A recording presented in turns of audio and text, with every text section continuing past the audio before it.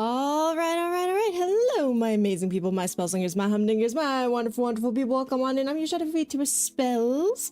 I pressed the wrong stupid thing. All right, also, one sec. I forgot to do the camera, too. So,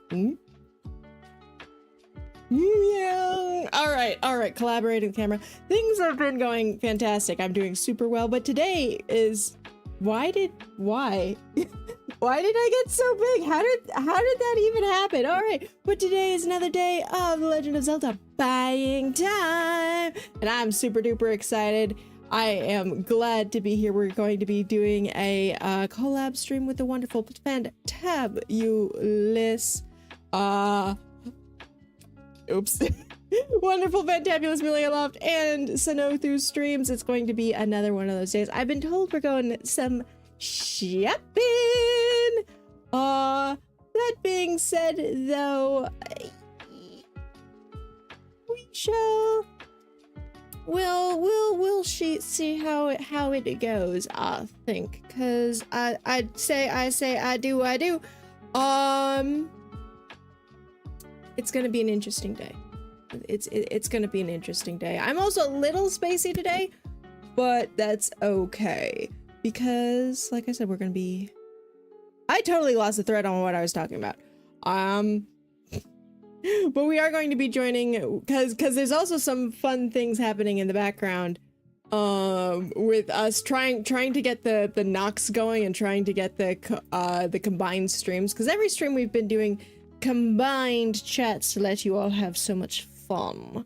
But go ahead, and I've added Milia and Sunny in the on the Twitch side, so if y'all want to go check out their streams as well, go ahead. Please follow the both of them. They're both fantastic and fantabulous, and I highly suggest it. And there's that interview.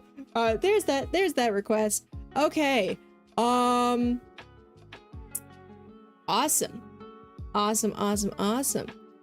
Cool. I love how that's not working. Anyways, let's go in and unmute ourselves so that unmute ourselves so that we can all enjoy talking to our friends. Having the audio of Ella's gonna sue. Who are we suing? What? Can I sue? Can I also sue? Is suing? Do you got the money for it? If so, then yes. Do you have suing money? It's like, do you have McDonald's money? I know, right? I used to, when I was after school teacher, one of the families that was at the school, both parents were lawyers. One's a business lawyer, and the other's a judge for the family circuit. So, Wow. None of that would be helpful, but I don't know. They're busy, I guess. So I did send you a new invite for. Oh, I just realized I had the session outline on screen. That was silly of me. In theory, I should be in, but I don't know because I got one of those broken things. So I accepted it. I actually closed it, so. Yeah. I sent you a new invite after Sunny's broke. So try checking again to see if you got my invite, because that should be working. I did click on it, and it's giving me the ghost thing, which is so much fun when that happens. I love seeing this each and every time, where it's just like this. I clicked it, and this is what I got. Twitch not be a problem. Should not be captured as a single browser source. Please use stream together in one browser window. I don't know. That's a new one. Yeah. I don't know. Maybe I close it and you resend it. Yeah, I guess so. Yeah. I love when these things work, doesn't everybody? Twitch has problems for the people who make the money. Challenge impossible. Yeah, right? Jesus Christ. What this is also making me think of is the last 2 days at work, Thursday and Friday, I wound up having to deal with massive internet issues to the point of they actually pulled us off the floor because we could not take calls because the internet kept going down. Yikes. Damn. Did you get paid for that day still? Oh, yeah. Oh, good. But it was just a matter of quite literally nothing was working. So we would try and take calls, and then it was super stuttery, and the patients weren't coming through clear, and it was a fucking mess. Oh, gross. I had patients getting mad at me like, well, I was just speaking with so-and-so. Well, I'm sorry, I can't transfer you to them. I'm happy to help. Yeah. But I just gave all this information. I understand that, but we've been having some phone issues all day, so I do apologize. I'm happy to help you, but I have to get that information again. So much fun. Just gotta love that when that happens. Yeah. And when people can't seem to fathom that the people on the other side of the phone are still in physical locations, and therefore those physical locations can have issues. Yeah, yeah. Well, okay, let's try accepting it through the actual browser this time rather than through. All right. Okay, you're I got in. it. Sunny, you're gonna have to. I remade it again, so you're gonna have to accept one more time. Okay. We got this. We got this. Thank you for joining. Go to Million Love's channel. Yes, go to Millie and go to Sunny, and everyone go follow them. Yes. No, go to Mill and go to Spells. Go to Spells and Sunny. No. See, this is where You're I acting have like it's the an A, home B, or field C. advantage. There isn't all of the above option. Yes. Fight me. It's like Wait, you it's can actually do that in the session. Hang on a minute. it's that meme of like the three people in the boardroom, and it's like, we need answers for this, and the one guy's like, could follow all three channels, and then he throws the guy out the window. Yeah, pretty much. Play No Los Dos. No, it's Porque no los It's like- tres. There's three I options. know, but that's not the meme. I know, but I feel like it being accurate. Porque no los Accuracy. All right. There's the awe in the audience. It must be accurate. Which valid. I'm just really glad no one was looking at my stream for like the hot second that I had this session 3 outline up on screen. Yeah. You're gonna have to make sure that gets cut out of the VOD. That's this whole like starting section gets removed every time from whenever I'm like Fair. post the videos up on the YouTube channel, so I usually go straight into the part where we do the recap. Who's valid? Speaking of recap, are we good? I think so. Yeah, it looks like I'm more alert everything's. than last time, at least.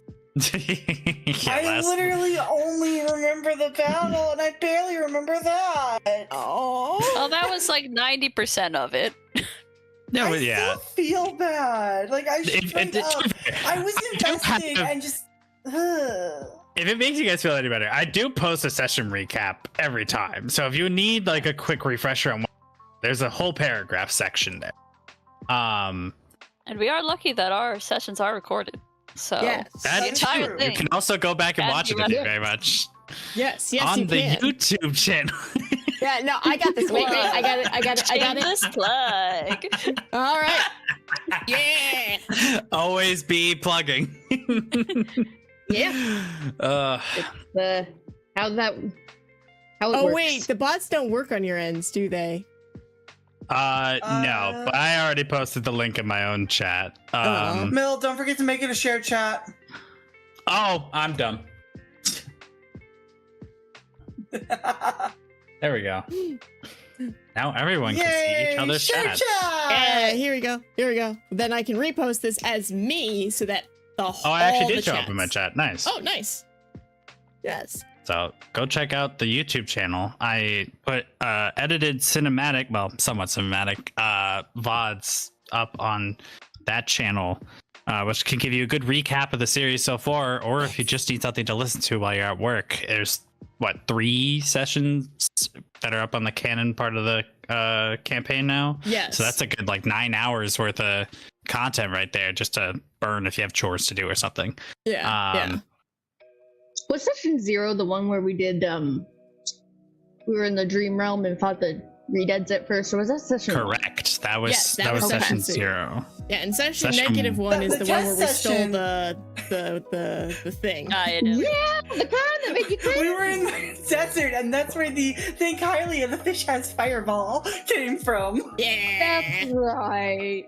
Oh, The- I still quote that. I quote that at work and everything.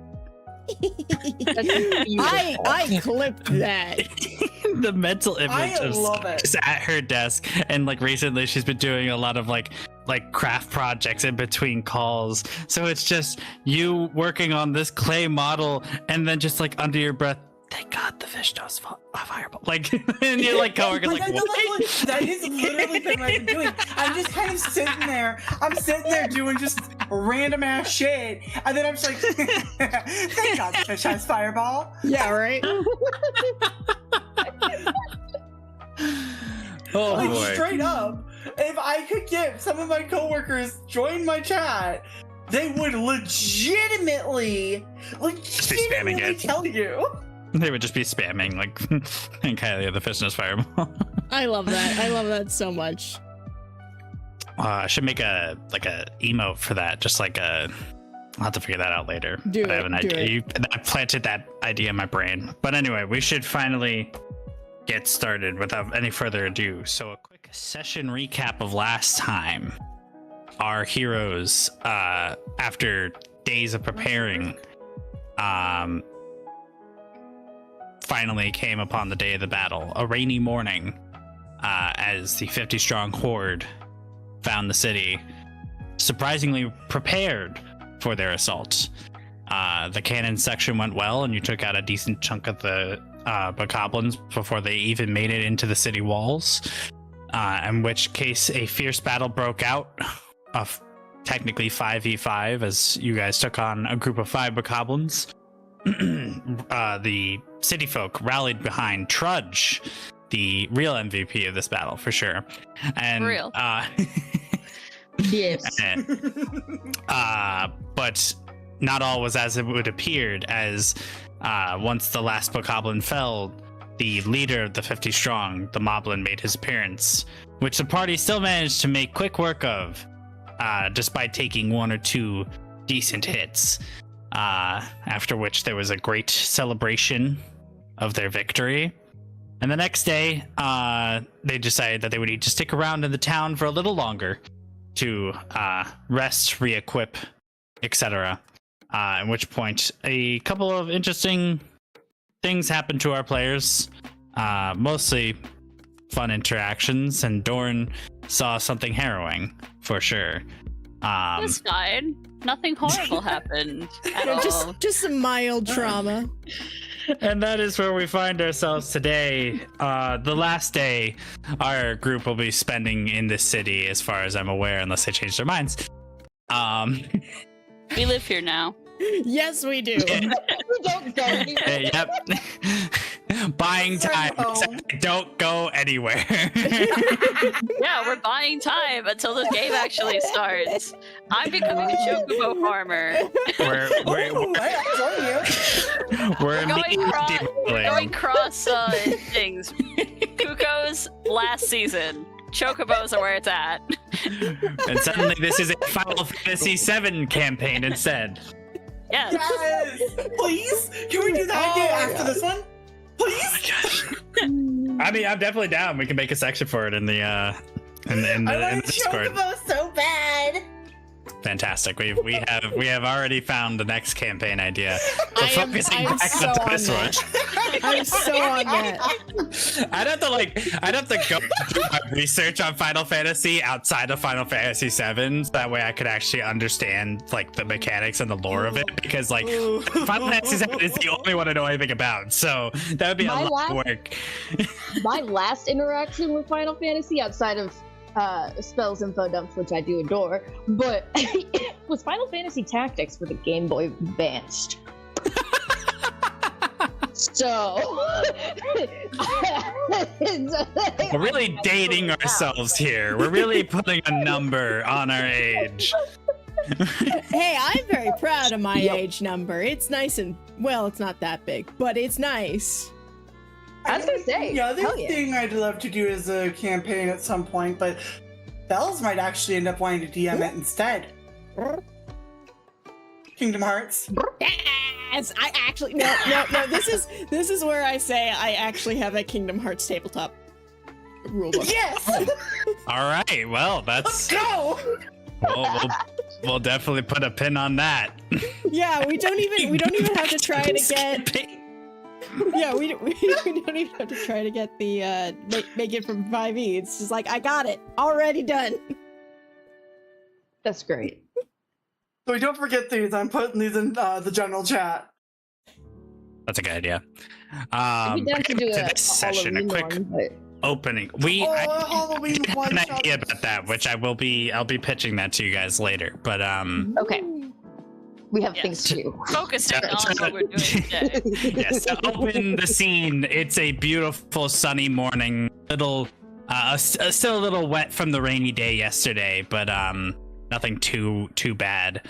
And our heroes find themselves awaking in the inn that they've been staying in, but it's a bit loud outside as they look out their windows to find that a caravan has entered the city overnight and set up a bunch of stalls and shops in the street. There are flags strewn around the town. A second larger celebration happening as aid has arrived into the city to help them rebuild after this great battle. And that's where we'll begin. What are we doing, guys? He was like immediately at the window, like half hanging out. She like she's just thrown it open and is half hanging out, going Disney style, right?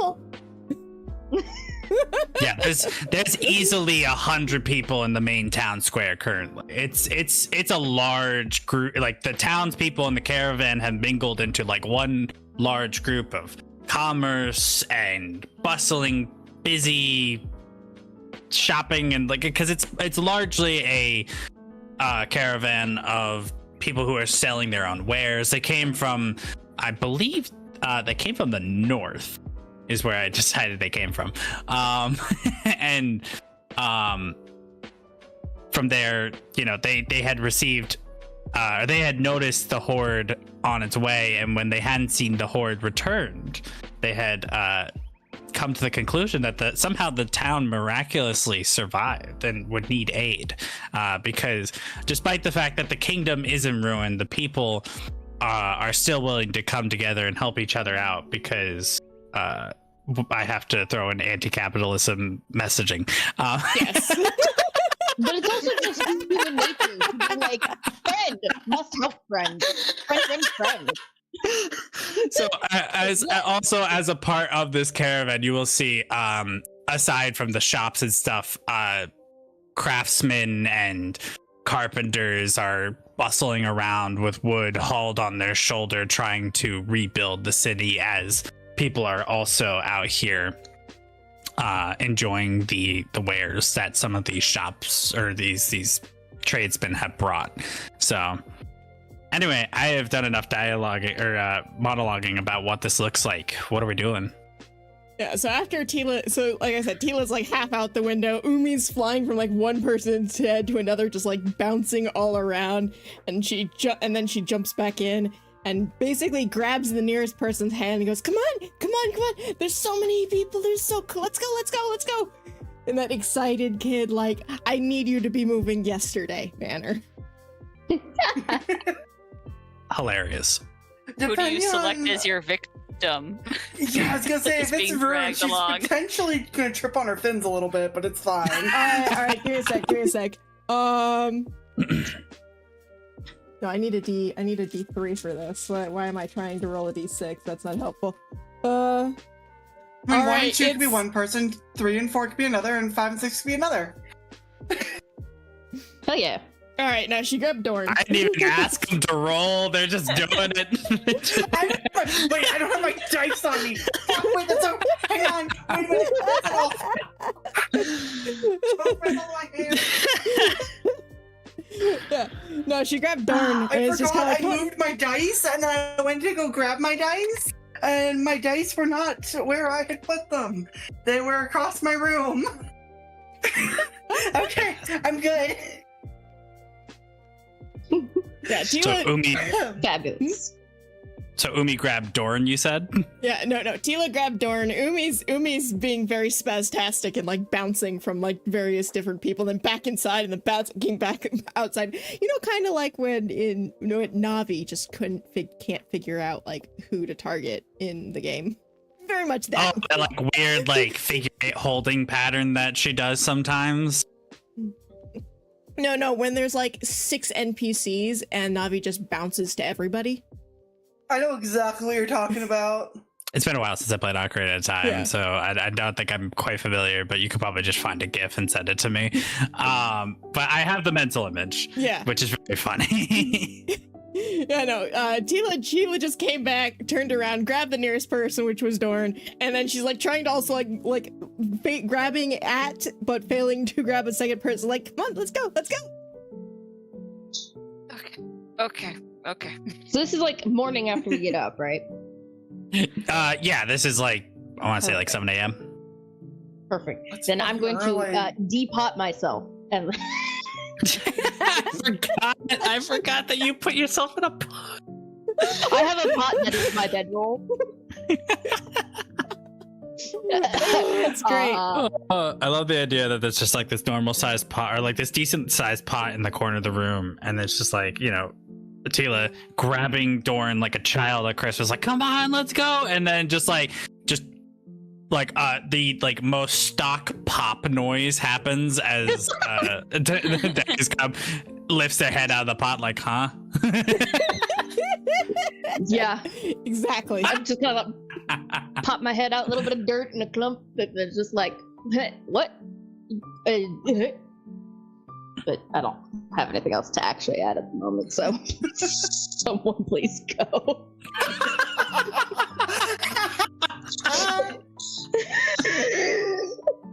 One of those moments where you're like, I need to fill the silence. Oh no, please shut up. Why are we still talking? Oh, I love it. Okay.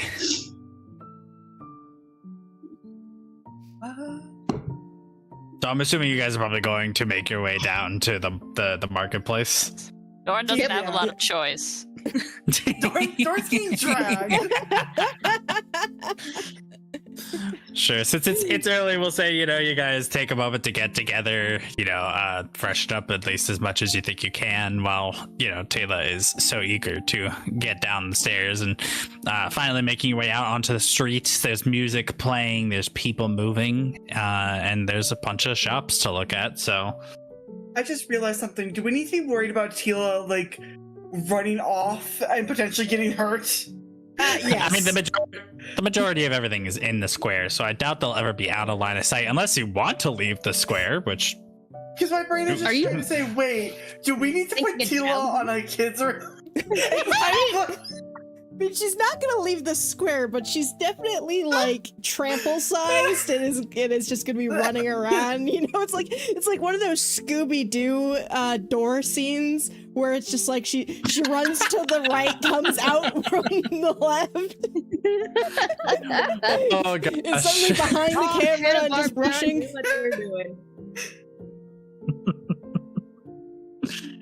incredible! What a mental image that is. Yeah, my brain was literally just like, wait, do we need to put Tila on a child leash? Might. Deku is fully partially asleep up until they finally get out into the sun, and then they stand there for like 3 minutes just photosynthesizing.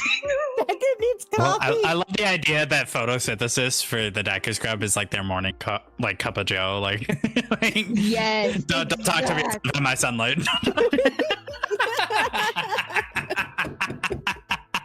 Yes. Absolutely. Come on, slow-mo, you can watch as my little tiny shrubby hair just slowly starts like unfurling and like looking healthy. Hell yeah, that's awesome.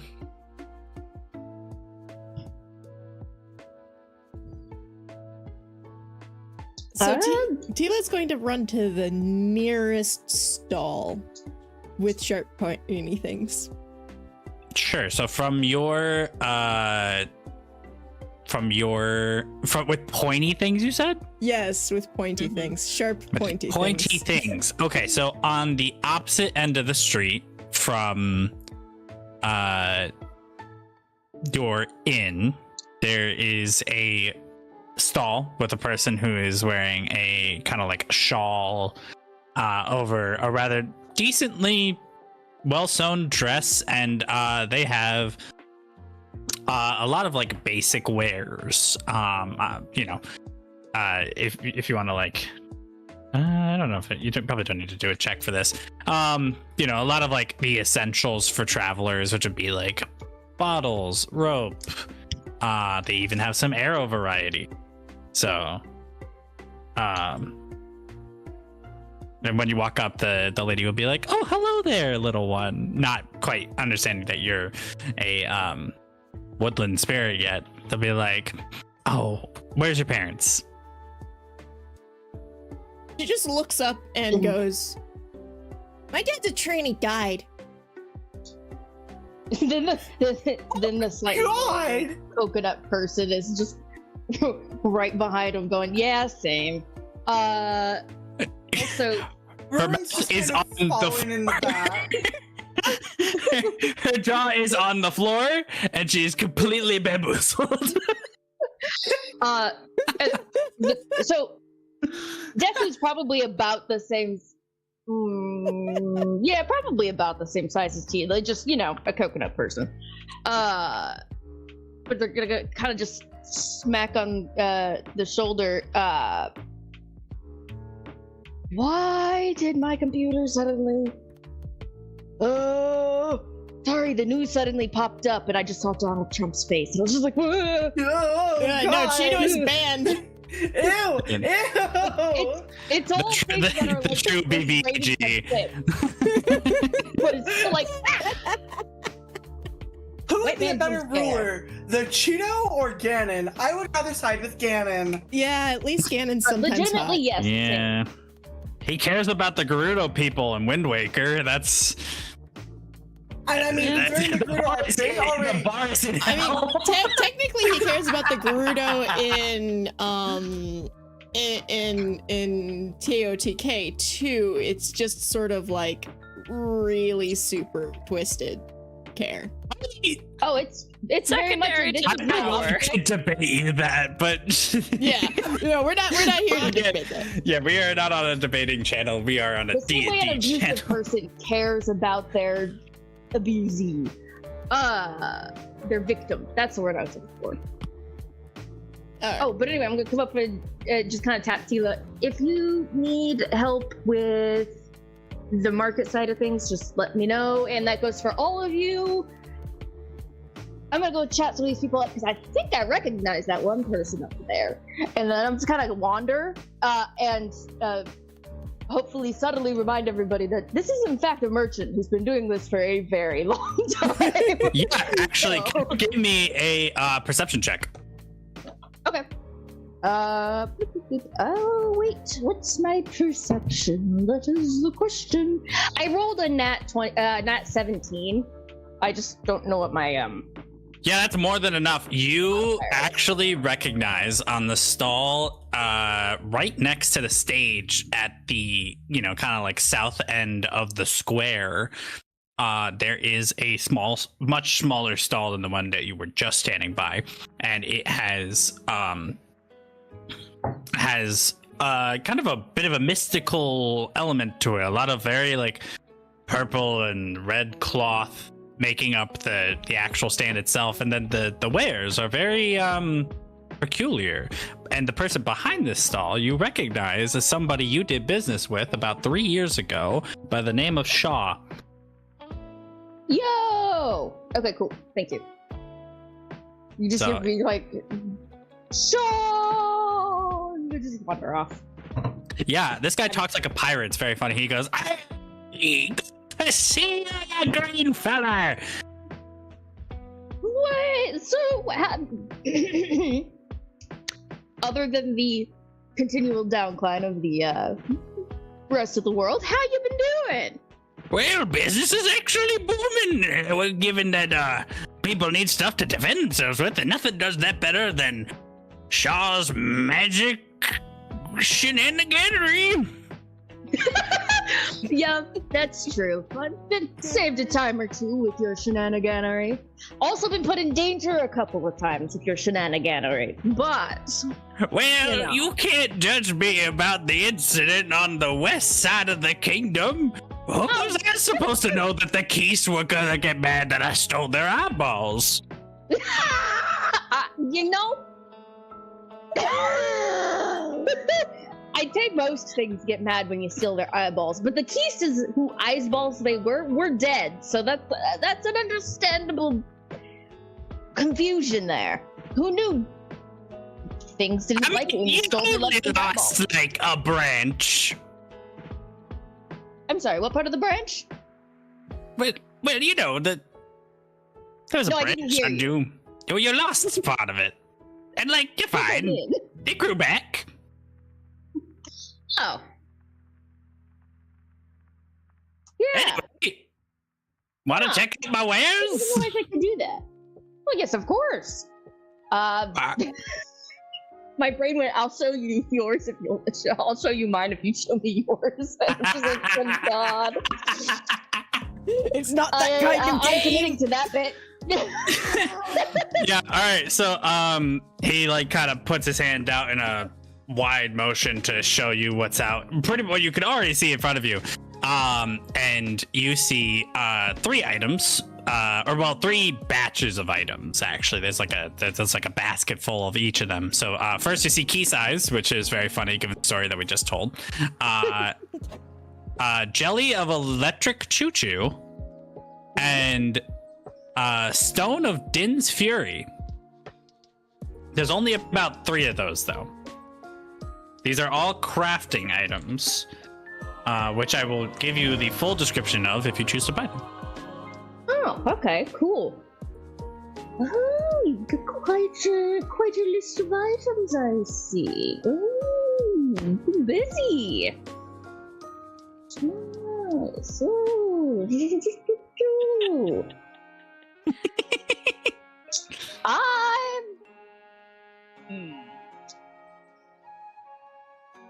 Forget the jelly. Oh, getting that true jelly was one hell of a time. I had to wrangle them with a leather lasso, which I thought would protect me against the electricity. It didn't. Yeah, no, you'd think it would. What kind of shoes were you wearing, though? Oh, you know, the regular old cowboy boots. And he, like, raises one of his, like, boots up onto the stall. And you can see it's, like, it's a normal, like southern style boot, but it has, like, the spurs on the back that, like, make those, like, click noise that you're used to. That's what your problem was, dude. You can't have metal. You gotta wear rubber shoes. When you're dealing with anything electrical, the rubber's what's gonna keep you from getting fried. Well, they said I need to be grounded, and there's no better way to ground yourself than to put metal on your shoes. You know, you'd think so. It's one of those weird idioms that kind of like does a weird little flippy floppy thing when it comes to weird idioms. Electricity and metal, they attract each other very much, and when they meet, it's explosively painful for any living flesh. The rubber keeps the stuff away, and the metal makes it. Rubber shoots the metal or the electricity away, and then, you know, fuck, I don't. Words. God. Yeah, so everything you just said, in one ear, out the other. He did not absorb any of that information. There's just a hand on my forehead as I'm like rubbing essentially coconut fibers that work as an eyebrow ridge, and I'm just like, yeah, no, you're right. Keep wearing the spurs, but do be wary. The choo-choo jelly and the electricity of said choo-choo jelly loves the spurs. They will eat all flesh around them. And then I'm just gonna mentally try to figure out what kind of things I can craft with the rest of the stuff too. How much are the wares? So the stones are 10 rupees a piece. The electric jelly is 5 rupees a piece, and the keys are only 3 rupees a piece. Okay, that's fair. That's fair. Side note, DM. Yes. Do I have money somewhere? Do we have money somewhere? I do recall. I think We should have money. We got money. you got awarded Got money rupees. in the last session. I just don't remember how much I gave you. It was like 50 Fair enough. rupees or something. One second, let me look. I think I it got was. everything written Was it down. 50 rupees a piece? I thought it was. Where is my sheet? And some of you started with some rupees that I'm aware of. Oh, where is my money? Okay, I have well, 70 rupees personally. I have 45. Same here. Maybe I didn't give you Okay. '50 rupees then. I also spent rupees, so that's something to keep Okay. in mind. Uh, 'Cause Yeah, so I mean, just go ahead. Deku will say you can mark down like 50 base rupees for now, and then we'll do a better Okay. job of keeping track of this in the future. Yeah. Yes, Yeah, yeah. that's absolutely fair. You know, you'd think being like, yes, I make a merchant. I'd make sure I have some amount of money to do business with. Yeah, right. Clearly, that was not a priority. I mean, you can also try to barter if you have like an item on hand that you'd like to trade for. It's a great thing. Hey, you want this sacred harp of the goddess?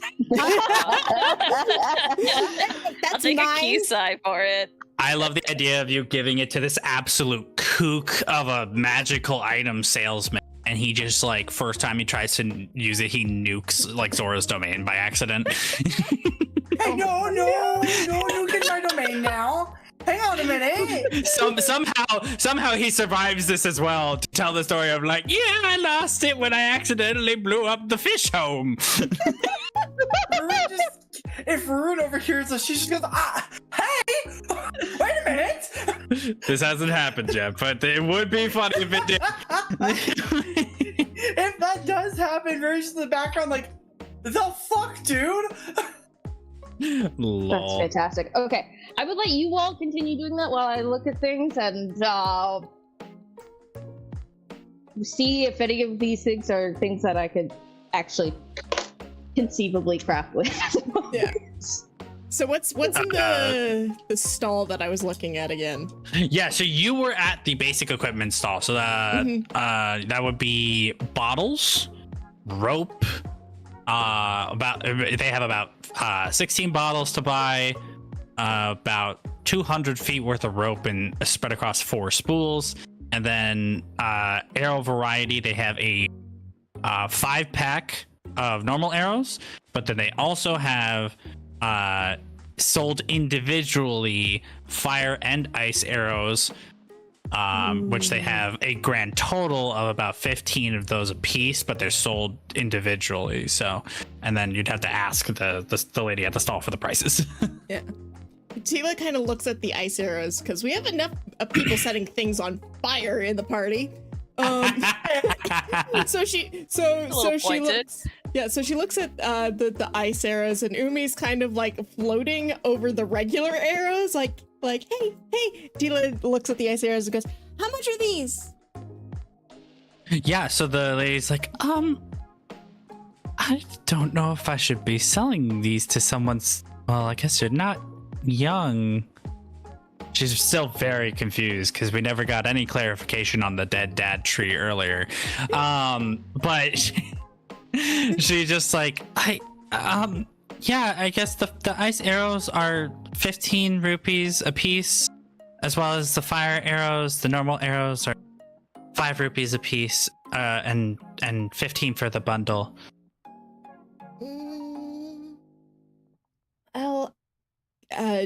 Tila kind of looks between them and then turns and looks at the rest of the stalls, and pulls out her pack, and she goes, "Can I get an ice arrow and 1 regular arrow, please?" That's 20 total rupees for an ice arrow and a normal arrow. Yep. Yeah. All right. I did that math correctly. All right. Yep. So go ahead, subtract the rupees, add the 2 arrows into your inventory, and a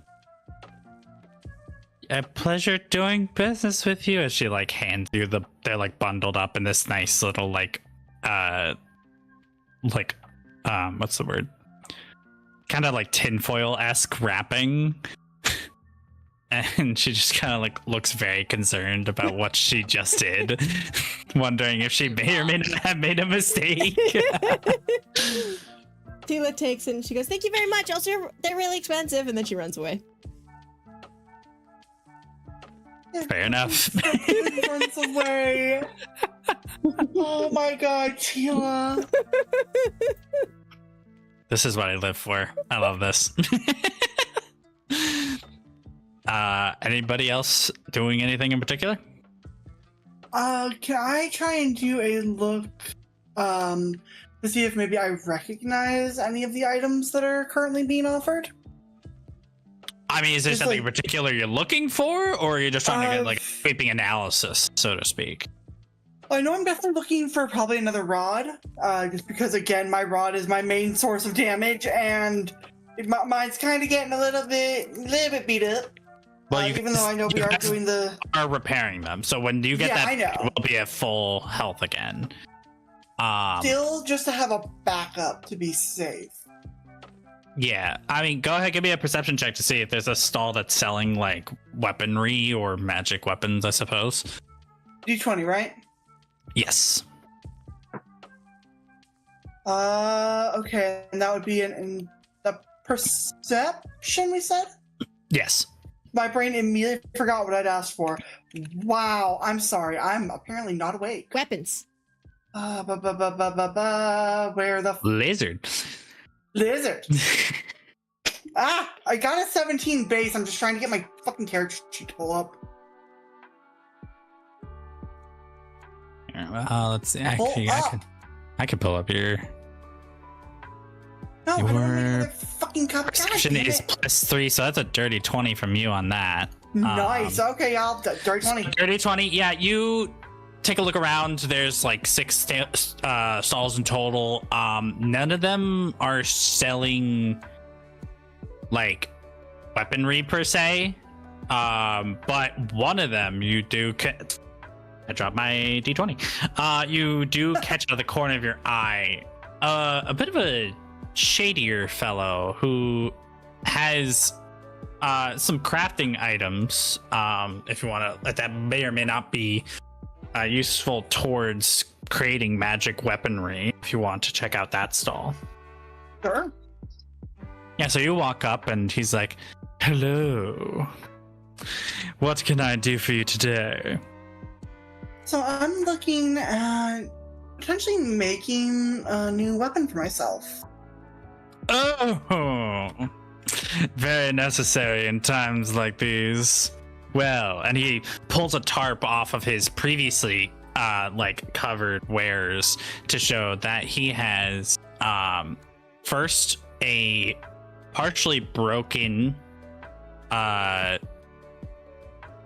rod that's also rank 1, so there's that.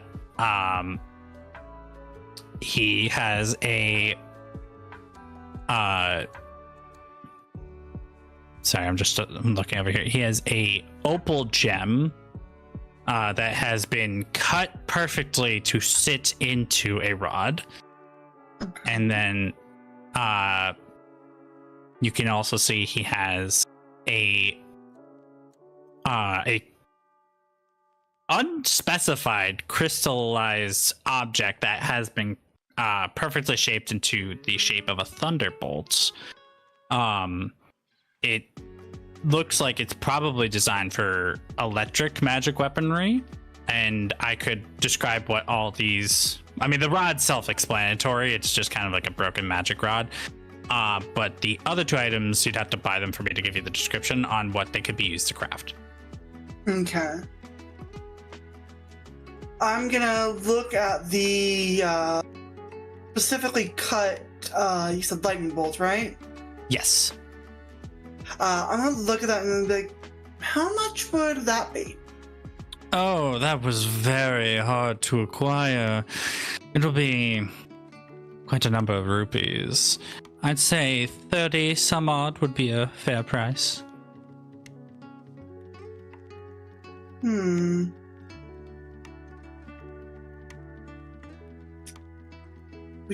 don't really have anything for electricity. If this does give off lightning damage, that would be useful in a battle. I'll take it. Oh, So how much do I owe you? Sure, doing business with you, and he takes out a small rubber pouch, and he takes tongs that have rubber endings, and he Oh no! he picks it up and puts it Wait a very minute. carefully into the rubber pouch, tightens it up, holds his hand out for the rupees, in which case I'm assuming you put the rupees in his hand. Then Yep, I when should know he how many to has, subtract. 30. So 30? Oh, Yep. Because you said 30 some odd, so my brain's like, oh, is it like 35 or something? no, just he's just being a dramatic fuck. Also, not Ruin now holding something that she's literally weak to, mind you. I like the idea that this guy looks shady as fuck, talks super weird, but he's actually just a guy. He's just a guy. Anyway, but yeah, so once he gets the rupees, he hands the pouch over to you and says, be careful with that. I'm acquainted with your, let's say, aversion to it. Might be a little shocking, but it'll help somebody. Oh, that's a good one. I'm gonna leave now. And he walks away. Customer service is over now. Goodbye. And then she's just gonna, Ren's gonna wander back over to Tila and Dorn, very carefully holding this rubber pouch with this very clear, dangerous gem in it now. Yes, now that you have it, that particular gem can be used to craft a rank 3 weapon. When you use the other necessary materials, or if you decide to bring it to a blacksmith for the right price, it is implanted into the staff head of a spear, and then creates an electric spear, which I can then also give you the stats for if you do decide to craft that weapon later on. But that's what that item does. Okay. A good find indeed. Your perception check was probably carrying you. I didn't ask for anything. Oh yeah, probably. Also, I need to quickly just BRB really fast. Yeah, sure. Move on to whoever else wants to take a look around. Can I look for more armor, please? I had a feeling you would ask, and can I get just a quick perception check from you? It shouldn't take too much. Yeah, got it. It's not good, boss. It's pretty bad. How bad is it? It's a 5. That's enough. That 5 was the DC. You're good. So, at closest to the town hall on the left side of the street, you have a rather large stall, probably the largest in the entire market. That's why it was so easy to spot. And it has many an item. And yeah, and there's a big buff guy in a mason's apron, and has like a single monocle, short like crew cut style hair, and he's just kind of like examining one of his wares, and he sees you kind of approach. Is like, well, hello there, what can I get for you? Well, I'm looking for boots that will keep me alive. Anything else? Well, I'm looking boots. after some kids. Oh, I got youngins at home. I hope they're not causing too much trouble for their mother. But yeah, let me see what I can do for you. So he like dips underneath this stall, and you hear a bunch of rattling of like different clanging, king, king, king, king, king, and then finally he reemerges, bumps his head on the table, bump. Oh, and then he comes out standing. He's tall. He's like 6.5 feet tall. Big burly dude. And he's not towering over you because Dorn's also pretty tall, but like you do have to look at least a little bit up to catch his eye level. And he holds out this pair of boots and he says, well, I made these the other day with the help of the town mage. These here rank 1 boots. I love how I'm using mechanic words in NPC dialogue. I love You know, this is just known amongst the populace. You know, it is canon to the world that they have ranked their armors. I mean, you have to, how do you know if the enchanter has given you a good enchantment? You have to have some sort of ranking system. Yeah, he says we these do rank stuff. People love numbers. That is true. People do love putting a quantifying thing on their stuff. We're playing a game of numbers. For fun. He holds out these boots. He says, yeah, these here were crafted by my hand and enchanted by the village mage, and they here have a haste enchantment on them. This was a great deal of work, so that'd be roughly about 35 rupees. Well, they do seem pretty good make. I think they you have yourself a beautiful. They are very, very pretty boots, by the way, and they're like metal. So you are going out and buying those? Yes, please. I don't have boots. Fantastic. So you buy them, and he hands them over, and you can. They're for metal boots. They're incredibly light, like almost as if they were like leather boots, and you can definitely like. You're not necessarily magically attuned. Feel the power coming off these. A decent spell was put onto these boots, and your speed is increased by 1/3 when you wear them. Oh, sweet! Wow, it's a good find. That is a good find, especially since I rolled a 5. Being very nice to me. But Dorn will. She has a reputation of being stoic, so she's not going to look excited. She's going to keep it together and be like, yeah, no, this is good. Good work. I love the idea that she's completely stone facing this shop owner, but on the inside just like, yes. Yeah. There's a glimmer in her eye. Yeah, there's just like the tiniest like twitch of the eye that might indicate that there's some emotion behind the stone wall. But the shop owner goes, well, anything else I could do for you today? That was my primary objective, but you clearly are a person of skill, so I wouldn't mind taking a look at what else you have for offer. Sure, and he like he goes under the table again, rattle. He's like, I'm trying to find stuff that I think would fit you just perfectly, so hold on here just one moment. Bumps his head on the table again. Oh! Finally Perhaps comes back out. You should consider a helmet. That's a mighty fine idea. And he comes out, he pulls out 3 items: a set of rank 1 gauntlets, a rank 1 helm, and finally a sword scabbard, which has an enchantment on it, but feel free to inquire about which one piques your interest. I think Dorn's most interested in the sword scabbard. Oh, this one here is a fine piece of work. I don't even know how we managed to pull it off, but this here sword scabbard, it well, of course, it holds a sword. You're probably well aware, given that nice piece you have on your waist there. But this right here, the mage in the town, after I finished crafting it, took one look at it and his eyes lit up. He had the greatest idea. It's a self-repairing sheath. When you put your sword in it, it repairs the weapon over time.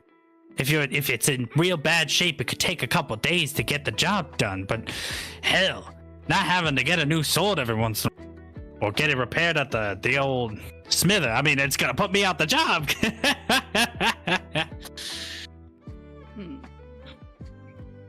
That is very, very helpful, especially with the state of everything at the moment. And we're often on the road, so facilities such as yours are not always easy to come by. So, what would you be asking for this particular item? Oh, this one here fetches a high price, 75 rupees.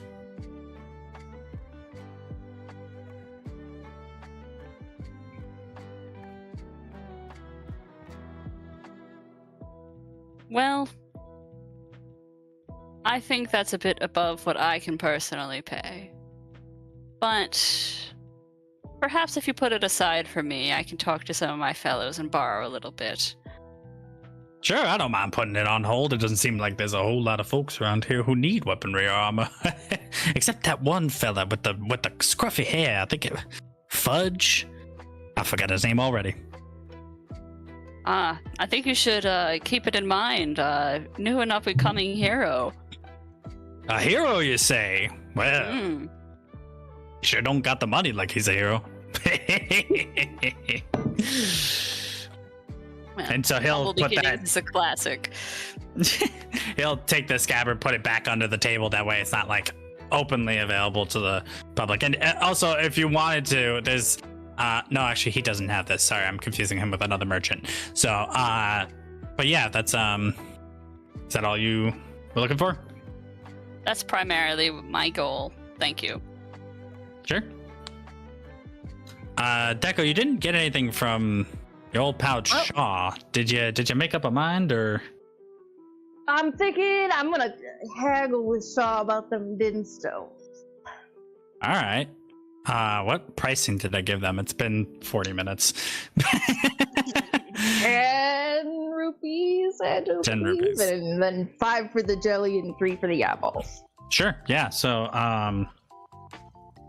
you're looking to haggle? Yeah. All right. What are you proposing to Shaw here? Help.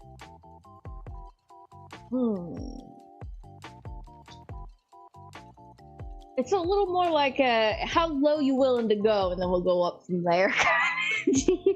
Well, maybe not. God, it's been so long since I've haggled in real life.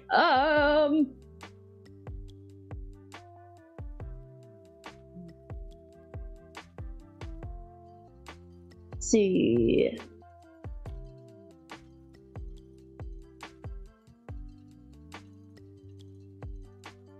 We'd be willing to part. So Shaw, how much you willing to part for all 3 of the Dinstones for? Well, they are priced at 10 rupees a piece, so that'd be 30 rupees. Yeah, I know, but come on now, we're merchants. Haggling is our lifeblood. It is our language. You and your tricks. Well, Tricks? Oh, I am, what is the word I'm looking for? Insulted you would even say this. Very dramatically over the top, very laughing at themselves. Well, I might be willing to bring the price down to 17 if you might be willing to part with one of your leaves. He's stroking his beard, chin, kind of like looking at you with a bit of a side eye. It looks a lot more intentional in his more head empty usual look. Well, normally, you take a Deku to dinner before you ask for something like that. But I mean, sure. Oh, don't go. Don't be bringing up them types of jokes here. You know damn well I'm not about that life. Start with me. I'm trying to find crafting items, not some ridiculous notion of Intimate behavior. I now headcanon that this is the most asexual pirate you ever meet. Indeed. His current color palette for his clothes are black, yellow, white, and purple. No, sorry, yellow. Wait. His only love is to see. You said yellow I think twice. so, yeah. The woman he loves is to see. Or no, that might be wow. non-binary with the yellow. Yeah, but Asexual is black, white, purple. Ace is black, And gray. white, gray, and purple. Yeah. There we go. That's his current color scheme. oh God, I love it. I forgot that for a pirate you're a little bit of a prude, but I also get it. Anatomies where that kind of jokes is weird, but yeah, sure, take a lose. And I just like one of them just from the stem root and flop it down and put down 17 rupees. Yeah, make so sure he- to keep it fresh. You gotta like just slightly stick it in the dirt, a little bit of water, a little bit of sunshine, or else it'll wither. So Yeah, just, so he immediately takes this leaf and the rupees, pockets the rupees, then reaches into a pouch around the back, takes out a dust that you can't quite identify, and blows it onto the leaf. And the leaf actually expands to roughly the size of about 2 feet long by 1 foot across. He says, "Well, this will make a." fucking make a Koro cleave. Indeed, he did. Indeed, he did. He just made a That Korra is glaive. Coolest fucking trick. Next time we meet up, whenever that may be, we will have to discuss this dust. But I have a gaggle of. Yeah, and so now you have all of his stones of dim fury. He puts the leaf. He like rolls it up like a what's the term?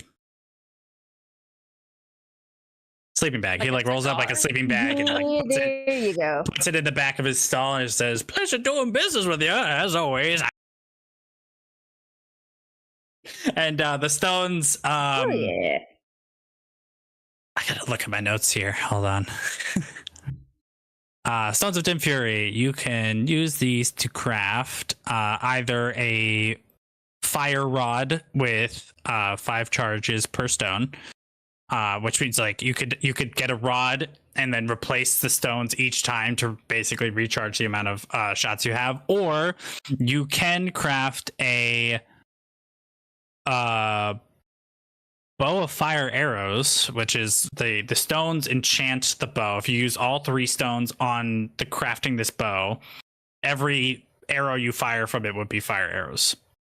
I feel the need to point out that we gave the Yes. fish person a lightning stone and the wood person fire stones. And we gave the small child a nice arrow. She This started was a out, gr- she came with arrows. I'd like to point out that you guys were... I didn't plan which stalls you would go to per se, but I had a rough idea of which ones you might like, and you all chose the stall that I didn't think you would, with the exception of Dorn. Lauren is cool of it. She wants to hit things and not get hit. You all I'm caught me just- off guard exuberantly. I love the fact that I'm having to like very carefully hold this rubber pouch because it's like I'm gonna get zapped. I need to give this to somebody or I'm gonna get physically hurt. Please bear in mind, I may or may not forget what the items I gave you do, so I hope you are taking notes. I did. I put Don't worry, that boss. rank 3 and meant for a spear. Yeah. All right, cool. Well, I put down the stone bit. I will come back through later. I just realized, wait, it's a new day, right, Mel? Yeah, this is you guys. I can try to reattune to my my flute, can't I? That is true. What do I need to roll for that again? That is a fortitude check. I forgot what the DC. I D20? remember what the DC is. It's a D20. I remember what the Fortitude. DC is. So Focus go ahead and roll fortitude. that. Fortitude. I've got +1 to my fortitude. This isn't good. 13. That's enough. So you are now attuned to your flute. Finally! Which, when you attune, you do hear ba ba ba ba ba ba ba. So, well done on that. You are now all attuned to your magic instruments. Yeah, also Yeah. that reminded me I needed to do my session roll. Oh, That's yes. a failure. Oh, yeah. So, God, how did we did? I'm trying to remember how we determined. You want me to send you?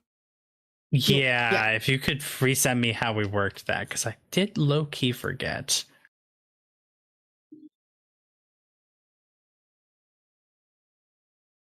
Oh, the boots are considered light armored.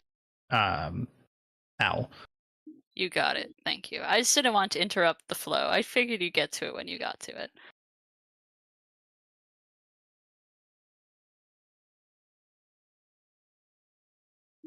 Thank you.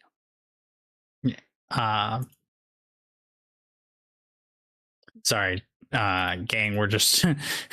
This is what happens when you have stuff that you're hiding from your party. Yeah.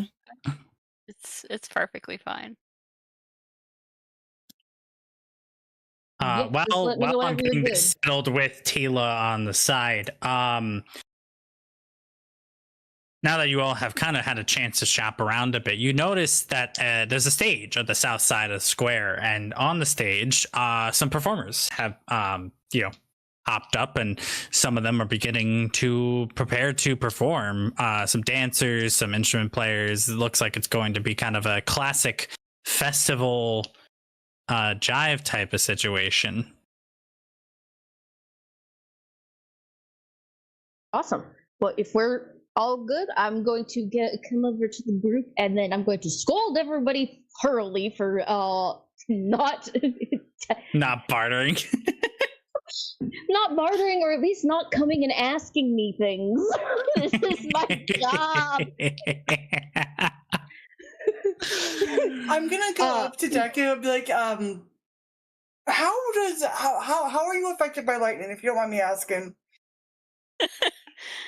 Are you an As insulator? long as I'm not struck by it, I'm usually fine. In fact, I don't have resistance or anything, but like trees are pretty hardy. As long as again we don't get struck.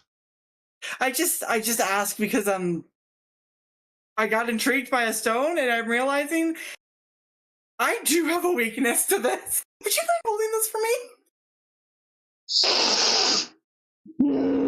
Just that very mean face of just like fingers in front of face, trying not to strangle. Yes.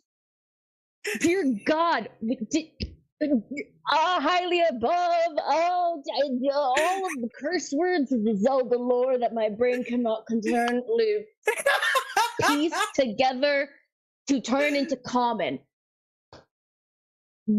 Why didn't you tell me you wanted to purchase something? What? Sorry, I'm just smacking my. You were busy. Jesus, this is my job. Only 30 rupees. It was only 30 rupees. And we can make a really cool weapon out of it potentially. Space where I'm not Jesusing all the time. Fucking golden Jesus, die on the roots of all of my ancestors.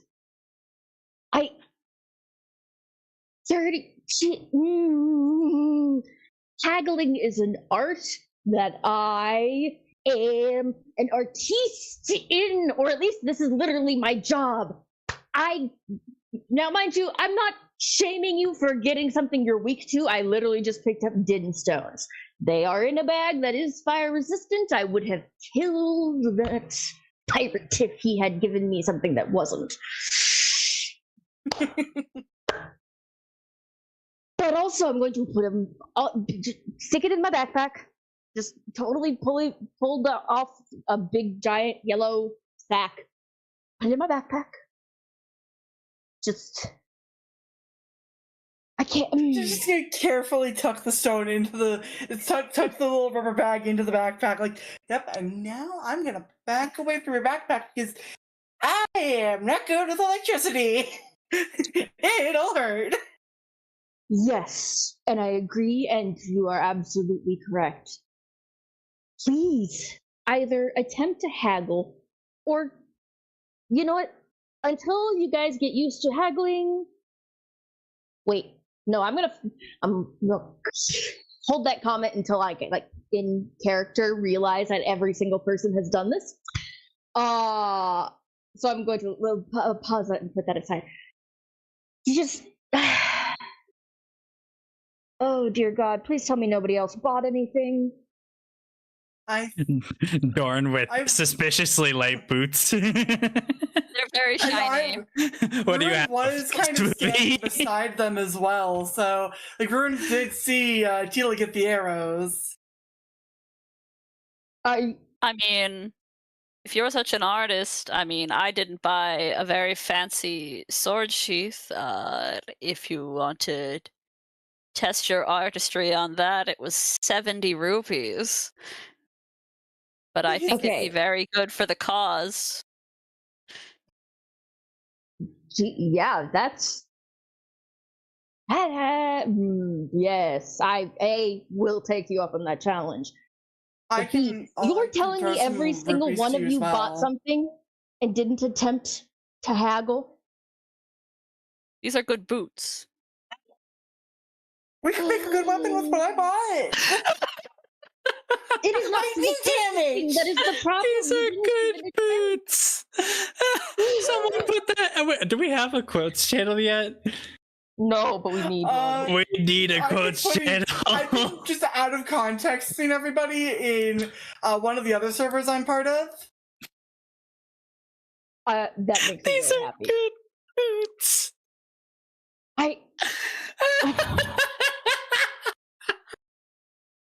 Haggling is not taking advantage of people. Not when done properly. Ooh, okay. I'm not even gonna. I'm glad you appreciate your boots. I don't even want to know how much they cost. Okay. I'm just gonna lean back towards the sky, and there's just gonna be a very angry rattling sound of the Deku nut inside my head as I practically just scream. Yes, exactly. Oh, okay. You're not allowed to go shopping without me. None of you are allowed to go shopping without me. This is You did kind of walk to go talk to the pirate guy, so I literally told you all, hey, have fun, come get me if you want something. I specified from that. You were talking to him. You can They were good boots. I wasn't gonna let someone else get good boots. I appreciate and understand social panic and not wanting to interrupt. And I understand wanting to make sure you help provide with good, sturdy material and the money for them. Oh, God, I don't know how you... Okay.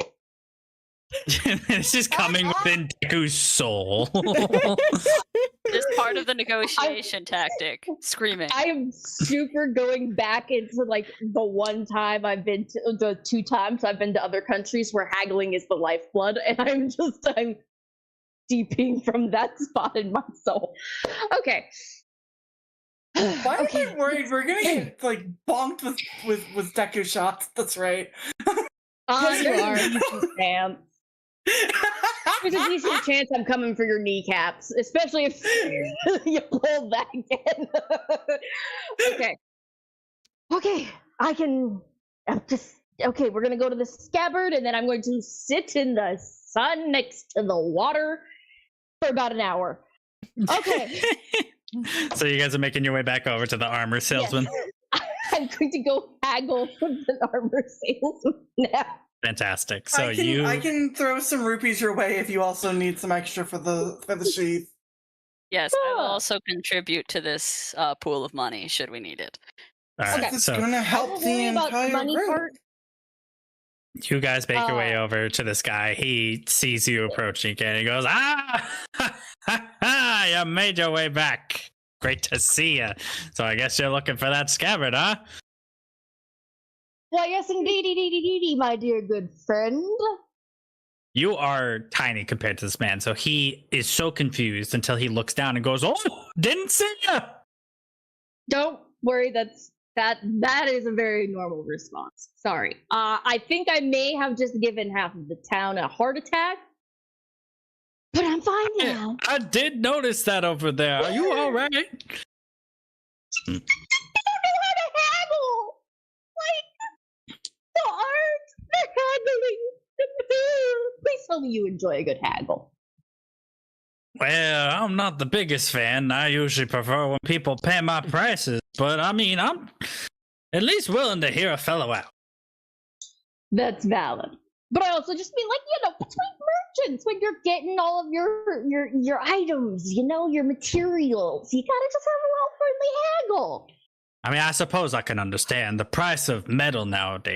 Oh boy, don't get me started. Right? They're trying to charge you double what they would have charged you just half a decade ago, and I'm over here like, how am I supposed to run a business like this? Right? And most of that metal, especially if they're getting it like from the why am I thinking of the Imperial Army? From Ganon's forces, like it's gonna be slave labor. Mind you, most of those are constructs, but still. That's like you got like blood metal going around, making everything all weird priced. It's too cheap or way too expensive. Ugh. Anyway, sorry. Yes, no, I totally get that. That's absolutely valid. All right, I've heard you have a scabbard. I trust my patriots. Pulls it out. Holds it up. Stuff. Oh!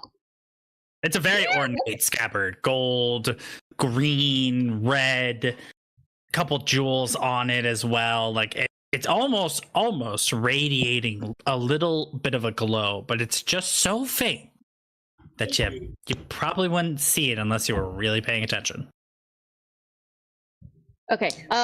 Sorry. Apparently I am being too loud, which is fair. But okay, so very pretty looking scabbard.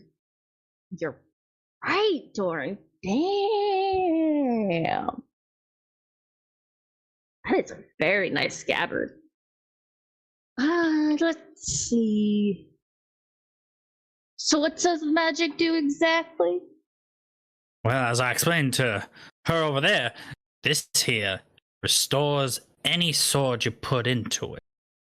It has a regenerative property. It could take a while if your sword's really banged up, but I mean, hell, not having to take it to a smith like me, I say that's worth its weight in gold. Yeah, plus like, I mean, when you're on the road and then you got things breaking down, it's literally life or death, you know what I mean? Indeed. Plus, sharpening and repairing are two different things. You know what I'm saying?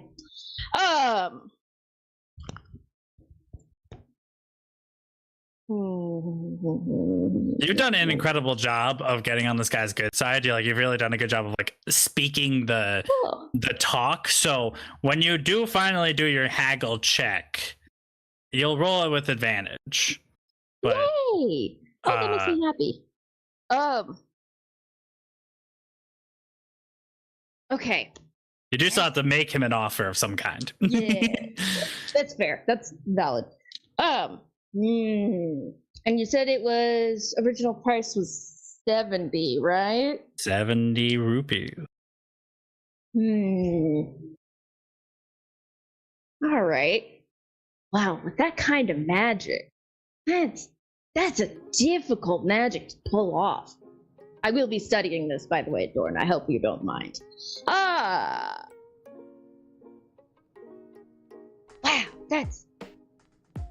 anyway, sorry, I'm getting distracted by the enchantment side of things.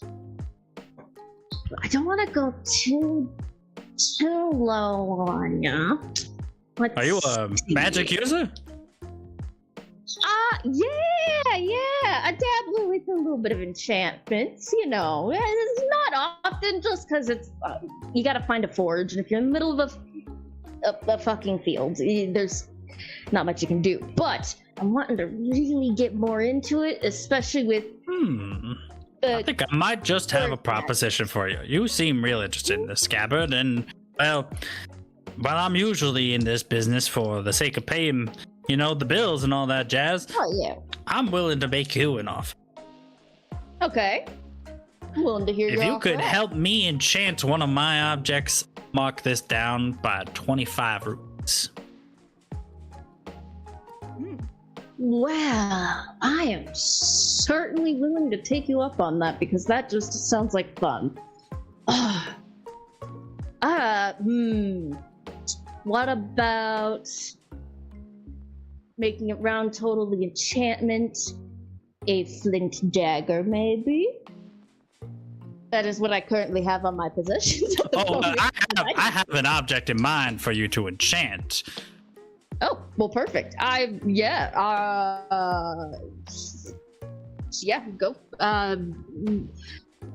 45 rupees, the enchantment, and I will throw in a din stone. What the hell am I supposed to do with this? The din stone? It's for enchantment stuff. You don't have to use it right now, but you can take it back to the person who enchants for you, and then they can... Oh, I suppose he would like this. Well, alright, I suppose you got yourself a deal. So, hell yeah. He'll take your rupees, he'll take your stone, he'll hand over the scabbard, and then he will, like, he'll literally, like, pick you up like a child under your arms, bring you over the table onto the other side, and said, "You see that shield right there? You don't think you can't put some sort of protection against fire on it, do you?" Well, I can certainly try. Let's see what I have around. And now I gotta go through. Make the haggling check. We'll say you're gonna do a check for this enchantment here. Oh, hell yeah. So let me pull up your character sheet really quick. All right, so you're making, it's a straight magic check. Okay. Awesome. The DC is high. Okay. The DC is 19. So D20 plus your magic modifier. If you don't meet the DC, it's not that you don't succeed in doing the enchantment, but it won't be as good as he was looking for. Fair. May I take that advantage from the unused haggle? Yes, that's where you can take the advantage from the unused haggle. Oh no, it's so much worse. Oh, I didn't think it could get worse. Okay, well, my total, and I will be sticking with the first one, not that it really matters too much. My total's a 7. Oh. I rolled a 3 and then a 2. My God. My luck has run dry, and am I able to offer any aid magic-wise, even though I don't know how to enchant?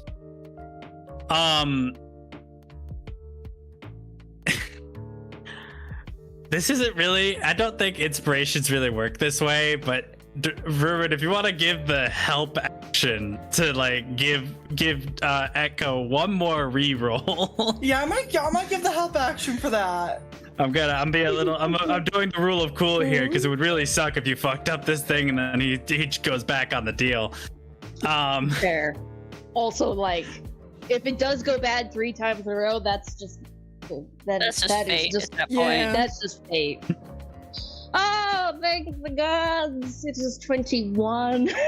Fantastic. So, on a narrative perspective, the Deku Scrub is hoisted over this table, set down. He points at the shield, wondering if you could put a fire protection enchantment on it. You like reach out, put your hand over it, start to like rattle a little bit as you're moving your hand around in the kind of circular motion to enchant. and then the first time it's like you kind of hear a whirring noise, and then it's like almost power. You try again.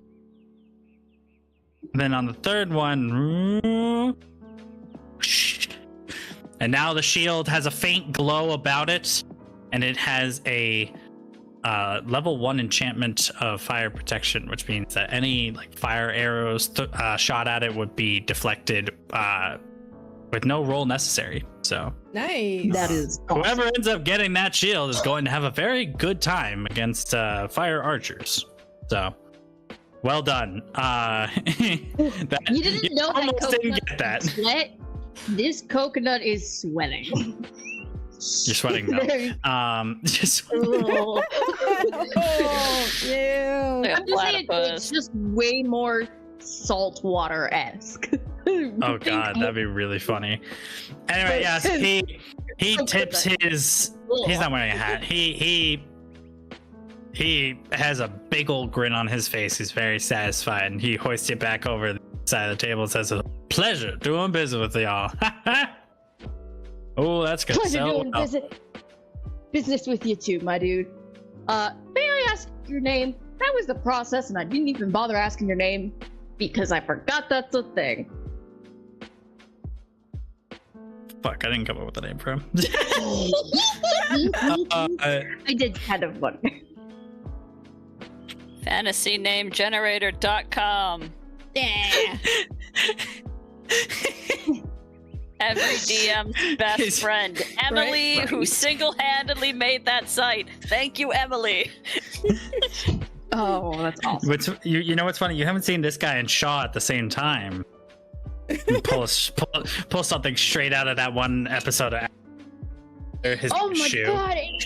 I'm gonna fucking laugh if you You do could that. just call him something like on point, like Breaker or Mendy or whatever.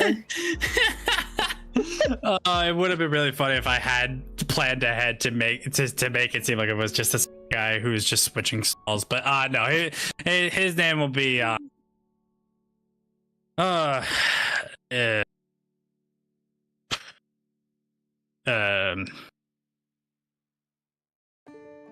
Molder. Well, Mulder, pleasure doing business with you. Likewise. The roads of the merchants will lead us back to seeing each other again at some point in life. I mean, if y'all ever want to come visit me, I'm to the town called Windfell. Windsor. Nice. That's a very nice name. For a city. My brain's a little cooked at the moment. It takes That's a okay. lot out of you to do magic, and it takes a lot more to do magic that is very much against the essence of your being. Well, not against the essence, but is That is true. willing You to casted something that's are. literally like your opposite, so to speak. no wonder So it took yeah, so so long. now you have the scabbard. The scabbard does like 1 point of regeneration a day. So if you're keeping track in your sheet of like how many points of health your sword has left, you just counterbalance that with the scabbard. Yeah. So well done on that. You guys have gotten some really great loot today, and also notice that the performers have actually started to play. They are playing a pretty folksy tune, and the dancers are Hell yeah. moving in a particular motion.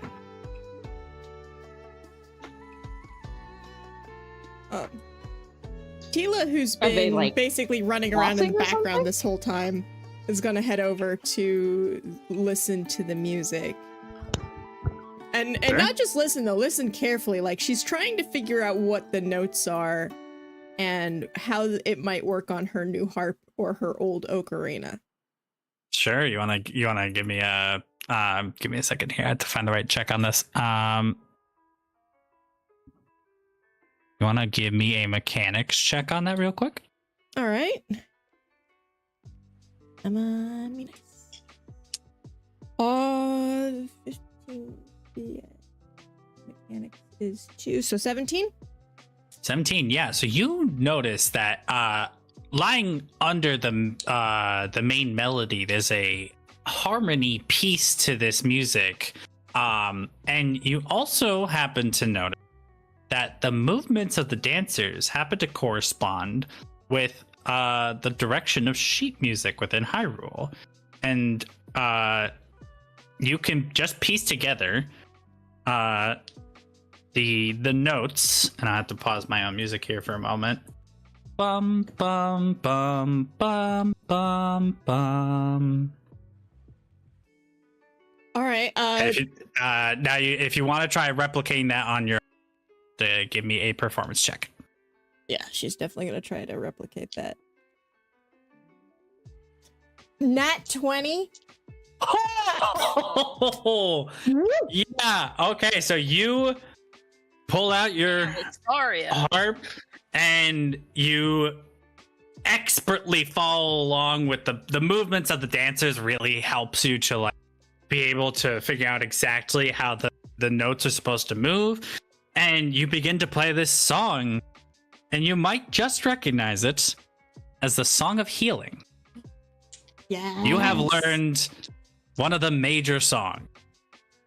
You may now add it to your sheets, and if you go and you look into the rules, you can read the description of what this here song does, as it has actual property. Which I'm actually going to do myself really quick, because I want this to be on the stream. Here we go. Page 216.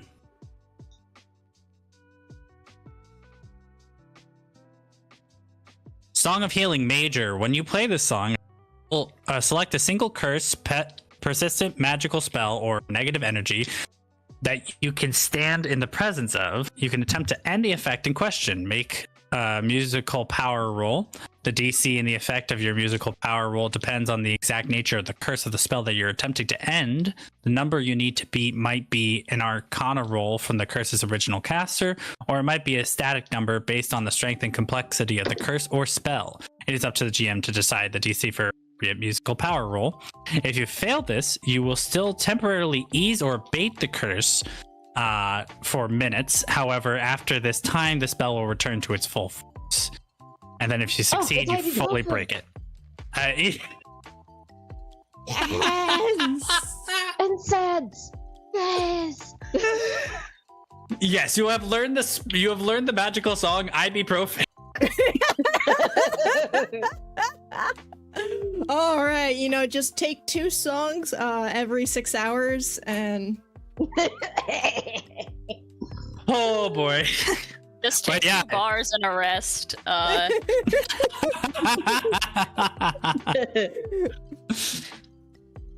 all right, good to know that this is a group of musical people.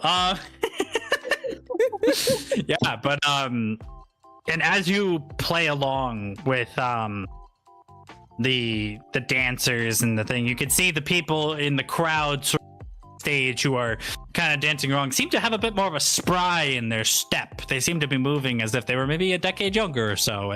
The kids, well, they're not moving any faster because they already have energy. But if they were moving like they were 10 or a decade younger, there would be a problem. They're just doing like that toddler waddle. Oh my god. Or they've all just curled up into the fetus position, just like nope.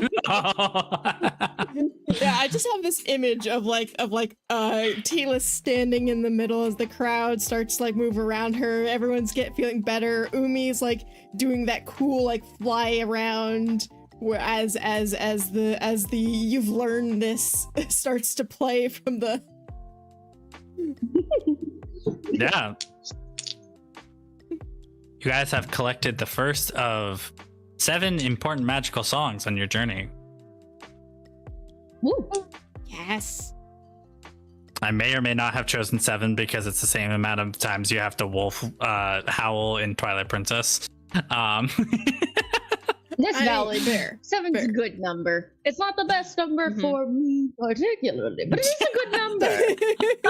Which is ironic because I was born in 97. But the number 3 is it's the number 3.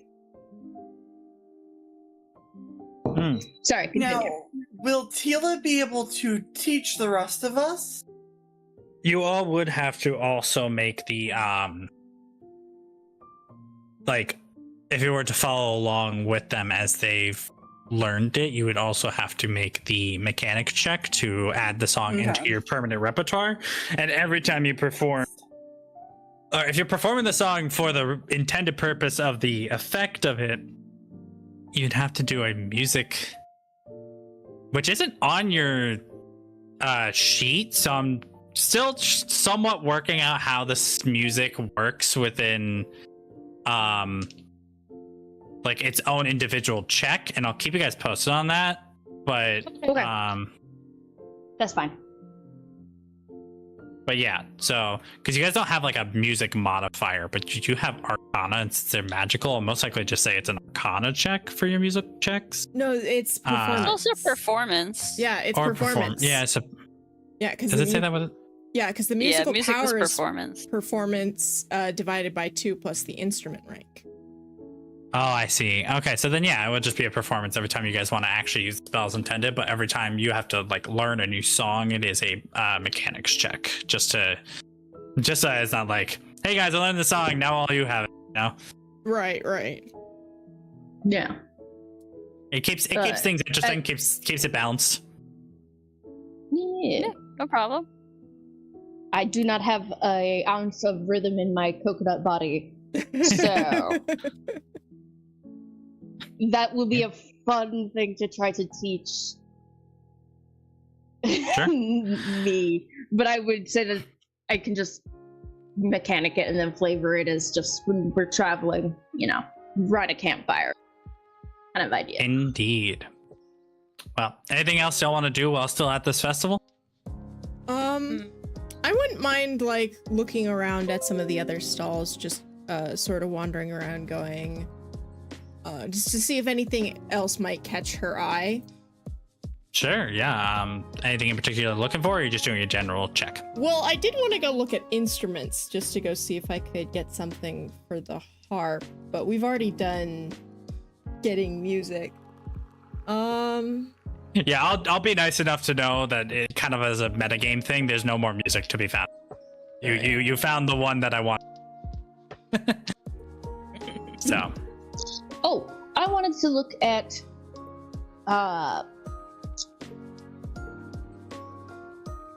clothing, sort of, essentially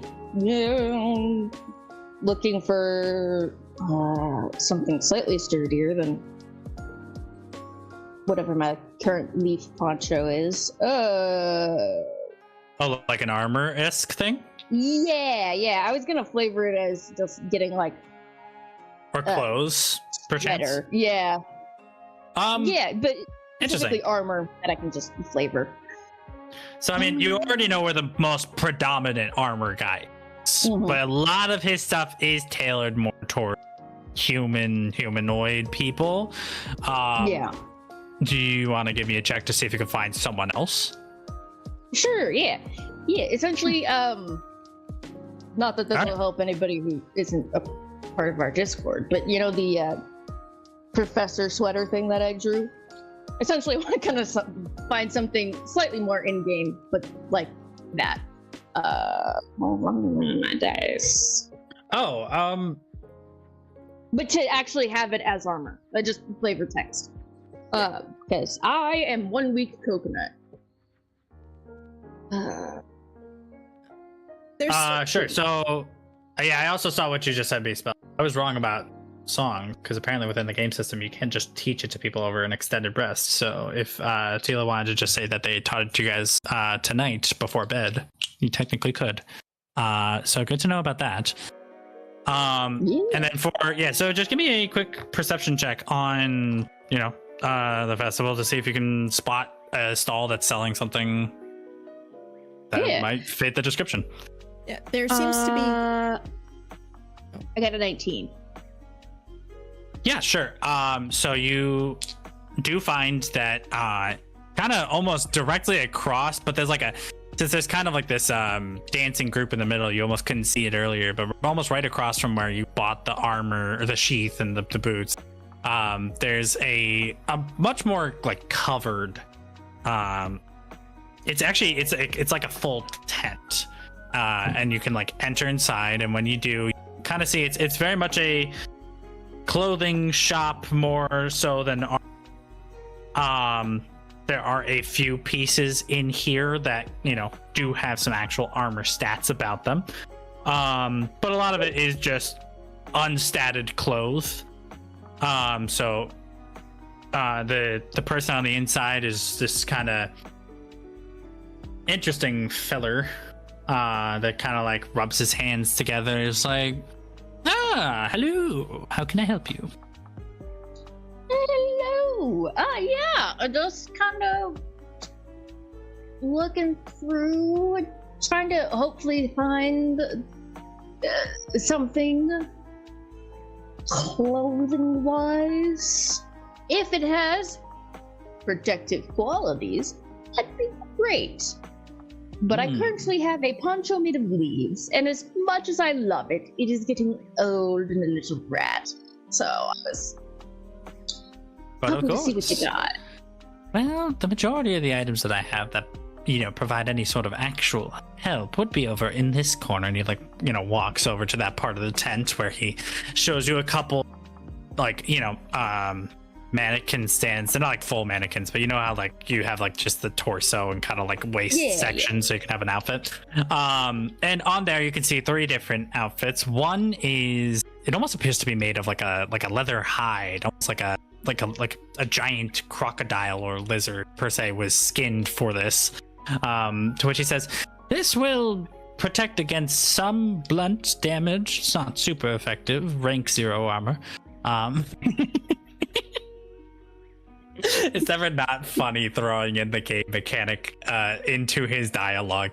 It is wonderful. Here we have some leather armor, and it's kind of like the first one was kind of like a full vest of that like alligator skin type thing. The next one is kind of like a bunch of like leather patches more so than an actual shirt or anything per se. I don't know if you play God of War, but imagine like Kratos' base outfit. And then the last one is this kind of, it is like a full like coat-esque thing, which is made of, it's fabric, but it's a very thick fabric. It's almost like it's designed for cold weather. But it's a rank 1 kind of coat-esque thing. And yeah, and the price tags, there's the first guy who actually has, they're all at the bottom mannequin thing. The alligator, the first 2 are rank 0, last one's rank 1. The first 2 are listed at 25 and 30 rupees respectively, and the last one is 45 rupees. Oh, I am liking the look and the feel of that one. And believe it or not, the leaves are already at rank 1. So as wonderful as the other ones are, I do need something that will try to keep my head attached. Well, or keep me from being severed in half is probably the more accurate thing, but then you can lose your head on a whim. Keeping a head attached is not your main concern. See business indeed. I'm more of an artisan. Well, yes, and that is totally fair and valid. I was hoping for the more artisan vibe, I'm not exactly capable of wearing the majority of Hylian-esque armor, seeing as I am a coconut person. But like these sweaters and stuff, they, look slightly ridiculous on me, but I've always had an easier time wearing just regular clothing than metal pieces. Let's see. I'm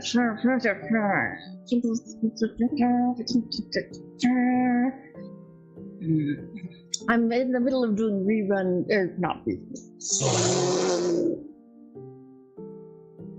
a refill on things that I can use for bartering and trade.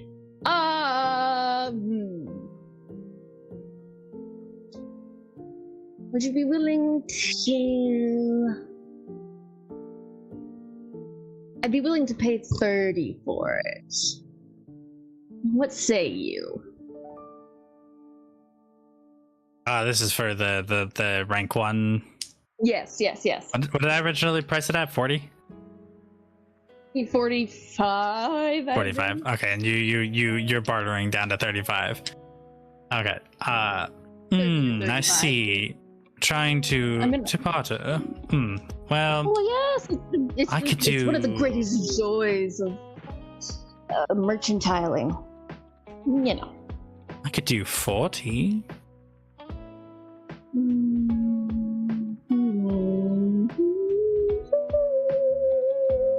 Okay, yeah, that's fair. I don't have any.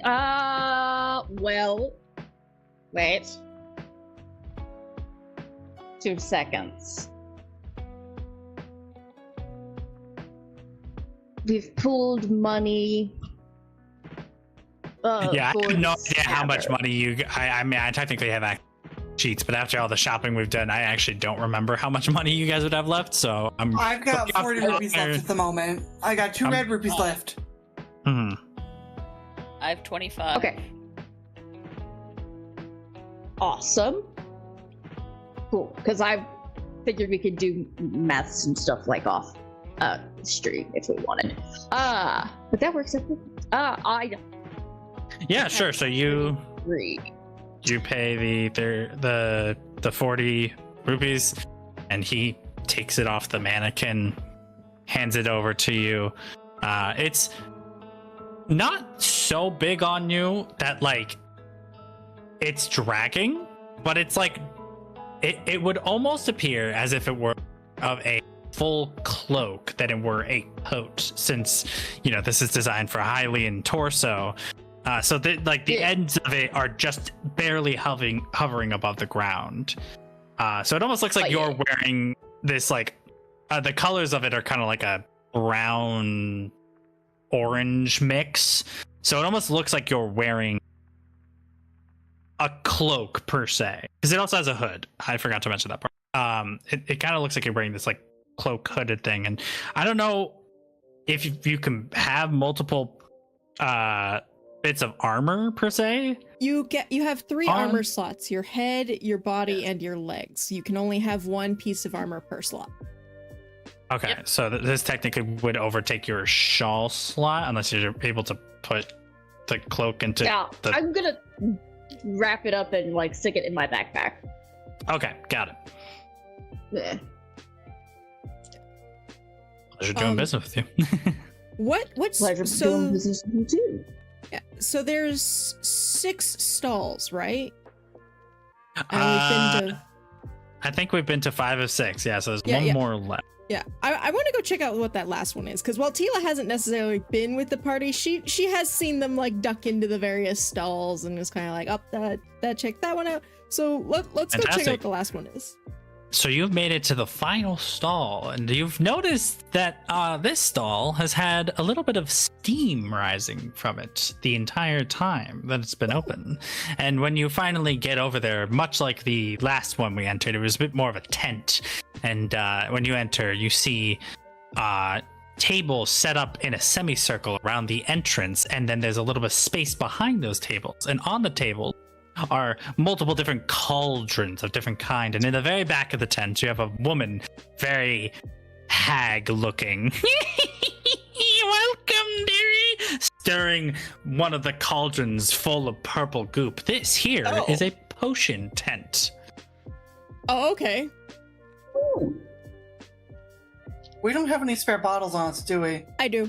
No, you do not. I have a bottle. Well, I guess Tila does. And Dorn. I also have a bottle. It's I'm the going to most say no important item thing that in the game. It's the most important item in the game. You know I bought that at the start. I did not know this, so I'm going to just say that they got used. That's why the merchant doesn't have any of the very important item. All right. LMAO. So there are 5 cauldrons in total. There's a red, green, purple, black, and white. Huh. Wanna try your luck on one of the ones that you can't guess?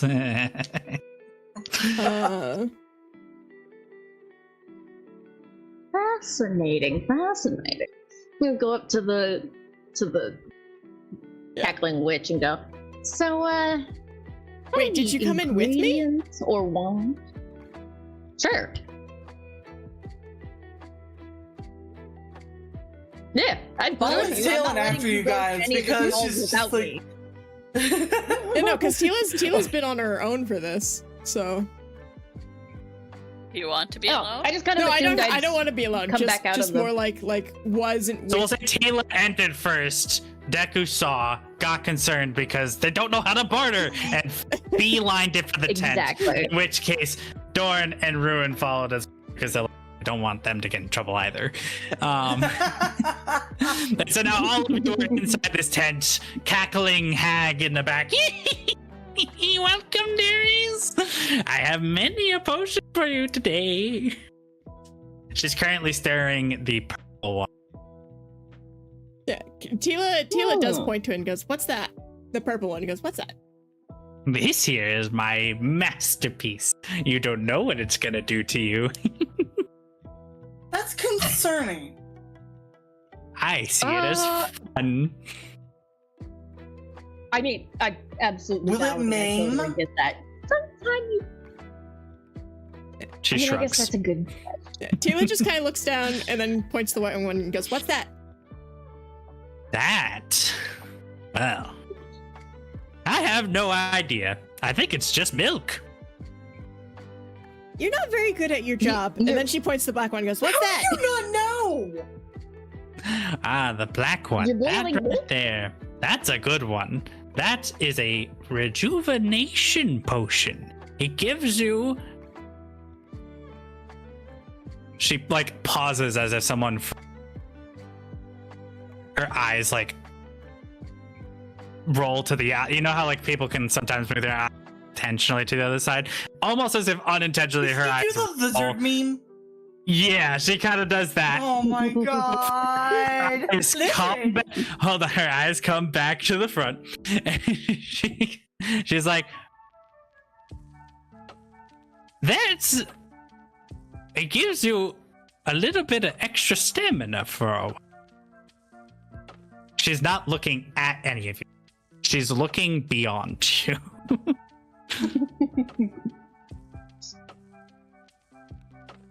I'm gonna pull on Jordan's pants, I guess, and be like, "Hey, do you mind setting me up on the counter? I can't reach to pull myself up at the moment, and I don't feel like getting myself up here on my own." Gordon will help. Enchanting that thing. Thank you. So, oh, cackling, fiendish friend of mine. Do you happen to have any, or want any ingredients for sale or purchase, barter, whatever? You got any choo-choo jelly? No, but I know exactly where to get some. What would Well, you you get for better it? get moving. Well, I gotta know what you're gonna like give me in return, because if it's not gonna be worth it, I don't have the energy to put into it.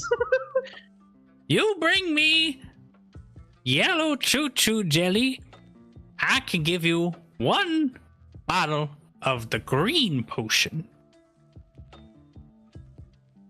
What's that do? Do you know what the green potion does?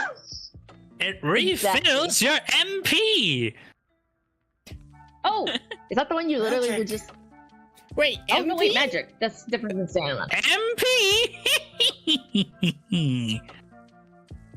That would be useful. If Does we that- were to buy a potion, would it come with a bottle or no? Nope. Damn it. Wait, so If the I got you a green choo-choo refills... jelly, would it come with a bottle? What? Like, if I got you the choo-choo jelly and you were able to make the green MP potion, would that potion come with a bottle for us? Because I may or may not be out of empty bottles.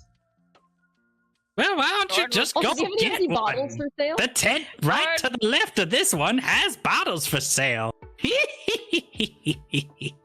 Oh! Well... That was the first tent you guys checked out, by the way. Yeah. They also have rope. They also have rope, which I was thinking about buying. But Wait, if the we're getting to green that. refills MP, what does the red do? That one refills HP. Okay, I think that's the only one that's made sense so far.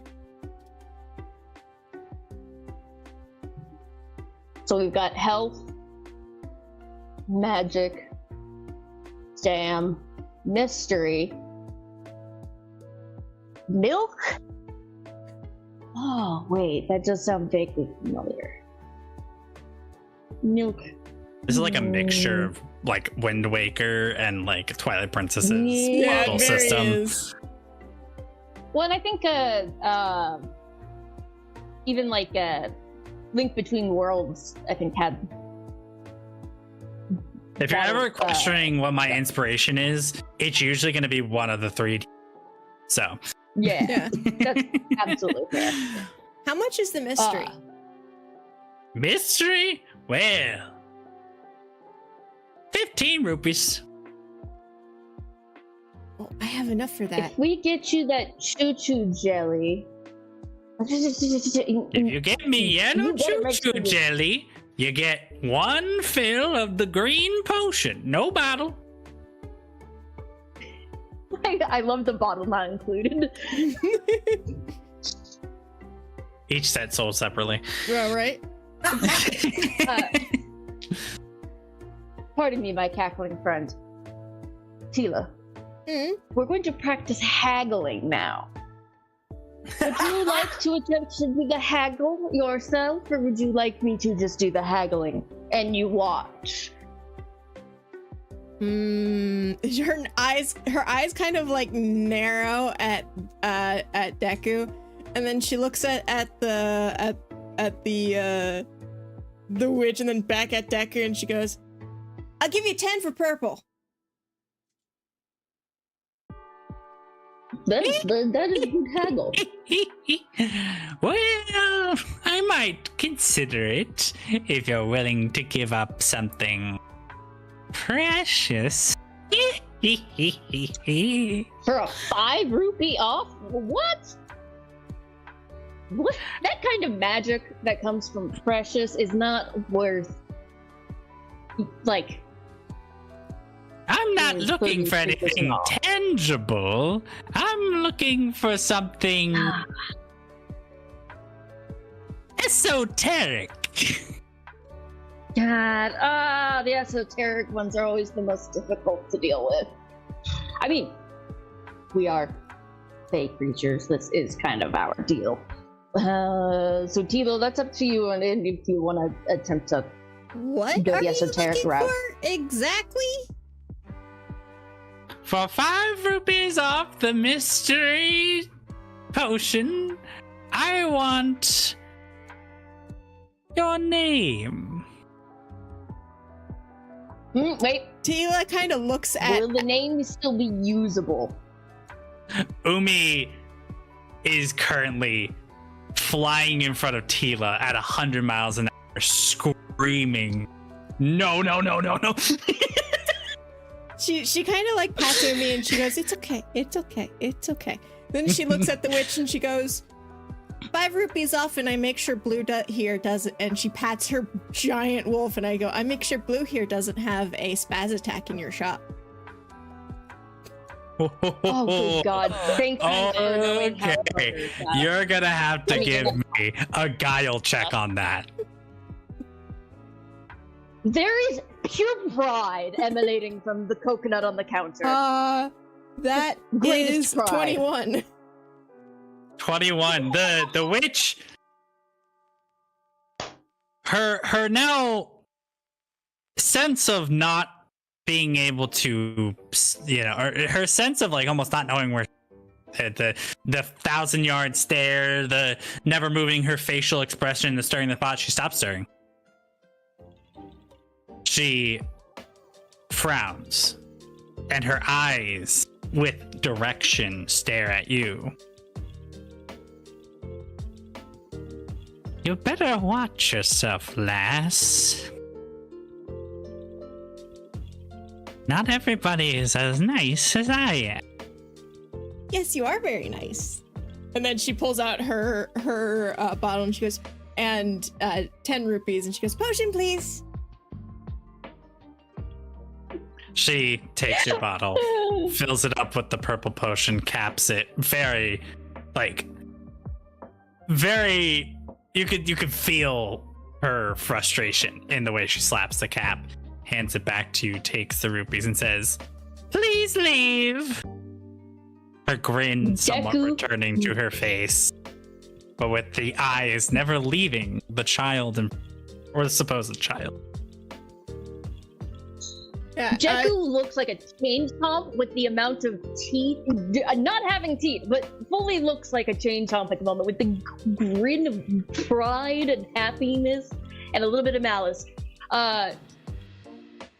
For Tila's, that's a haggle. That is actually called that's called threatening, but in this case, it totally worked. Yeah, Tila kind of passes. See, when everybody, she goes, if somebody's asking for your name, especially somebody with vague esoteric magics, never give it to them. Please leave my shop now. Yeah. Tila waves at the witchy lady, and she goes, "Thanks for the potion. Come on, Blue, let's go run outside." And she goes with Blue and Umi out. Jakku just pats the air above the witch's shoulder, like attempting to go, "Damn, never underestimate fae folk." Please I'm leave sorry my for shop your now. Gord is just starting to grab people about. Just leave. Go away. Yeah, Just we don't go. want the actual ire of a witch. Oh.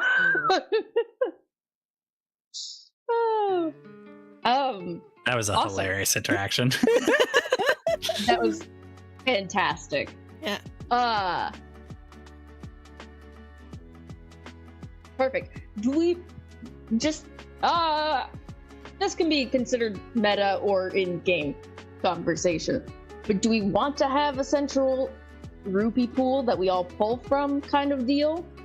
Or do we all want separate rupees?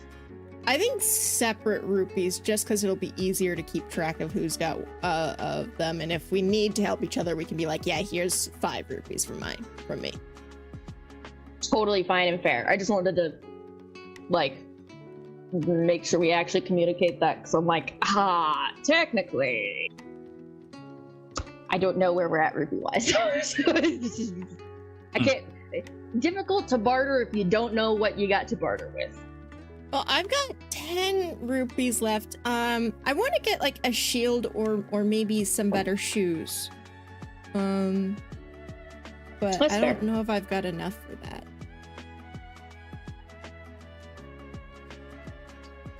If I had a list of ingredients or things that I would have gotten, which I don't, and that's me, I'd offer to give something, to help do bartering, but yeah, if you don't got other things to barter with. No. Oh! Gee, are there any pots around? Sorry, other than mine. You're not. I need the entire part. I've been waiting for this moment, like session 1. I need everybody in the party to do a perception check. That's fantastic. A natural 20. 13. God damn. Alright, so Doran, the Deku you... got a 4. Alright, Deku got a 4. And... the Deku Ruin? is tired and has gone to water side. Sonny's still with us. Yes, I am. I actually muted my mic because I keep laughing. Oh, lol. Alright, so what'd you get on that check? 5. Alright, fantastic. So in descending order, Dorn, you find 3 pots allotting you 25 rupees. Tila, you said you got a 17? 13. 13. Okay. You find 2 pots allotting you 10 rupees. Ruin, you find 5 rupees. And sadly, Deku, you did not find any rupees. The Deku almost feels like this is sacrilegious with how much they've grown attached to their own particular pot and just has fully gone to the river or lakeside or whatever it is. You said I got 7 rupees out of that, man? No, 5. 5. Okay, I'm sorry. There was so much going on. My brain did not parse numbers. Fair. I have been waiting for you guys to do a pot search because I did work it into this where I'm like, they are allowed to smash a bunch of pots to get rid of. Yeah. That is beautiful. Yes. I didn't want to reveal love it. I wanted you guys to come to that conclusion on your own. And I'm like, how did it take us canon sessions? I mean, I guess the first session pots to smash, but like it took us this long to find pots. Busy there with the war. We were busy with the war, I guess. Yeah. So you guys now have how? Sorry. I was gonna just say that as much as this is great game mechanics and stuff, I forget that it's based video game mechanics as much as it is based D&D mechanics. Yeah. I guess It is fun. After having found her extra rupee, she's going, which one's worth 20? It's not the purple, is it? It's Lewis 10. I didn't price all of the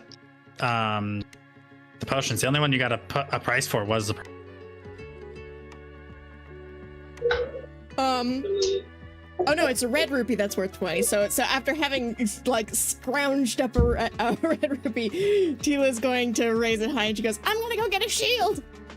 Runs for the shields. Sure. So you make your way back to the armor guy the 3rd time now, whose name I've already forgotten again. Moldy, right? Or Mulder. Yeah. Mulder. Mulder once again does not see the small childlike person in front of their counter until a noise is heard, at which point they're like, oh, hello there. I think I was with the group earlier, or maybe I saw you running around.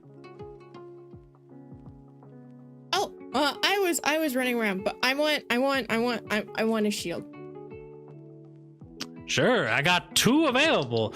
The first one he holds out is just a normal rank 1 shield that's kind of reminiscent to the design of the metal shield Skyward Sword, the like rectangle. Right. And then there is the enchanted shield that Deku did enchant earlier. Yeah, Tila wasn't there for that, but it would be very funny if you in character bought the one that was used as a bartering chip. Yeah, so then the regular shield is priced at 20 rupees and the special shield is priced at 50. What if Tila pulls out her makeshift bow and puts that on the table and she goes, what if I sell this to you or trade it? What rank was that bow? It's rank 0 and it's got durability 3 of 4. Okay, let me really quick, because there's actually rules from that. I don't think it's on the cheat sheet, so I do have to find. Let me go to the actual. Oh, next, I forgot I can't use my number key because if I do, then it takes me to my just chatting screen. There we go. So let's I'm see. gonna go Weapons. use the restroom. Yep, no problem. Let's see. So equipment and crafting. Weapons is 164.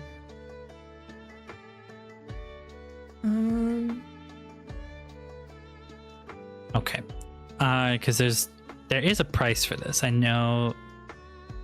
Yeah, it's sold for Rank. You said it's rank 0. Yeah, it's rank 0. Merchant will buy from you for 25. Okay, so 25 will put her at 5 short for the fire shield.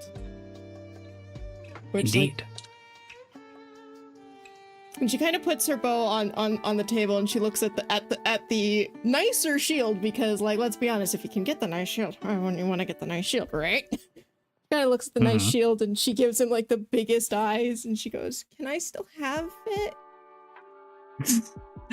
So you're doing puppy dog eyes to get a 5 rupee discount. Yes. Give me a performance check on that one. Oh, what if Blue helps give the puppy dog eyes? If you want your dog to give you the help action, I will. This. Yes, I do want him to do the help action. All right, so that means you get to roll 2d20. All right, so Blue rolled an 11 with his perform of 1, so that's a 12 from Blue. But I didn't really need Blue's help. I just think it's funny. Because Tilo rolled a dirty 20. Fantastic. 2020.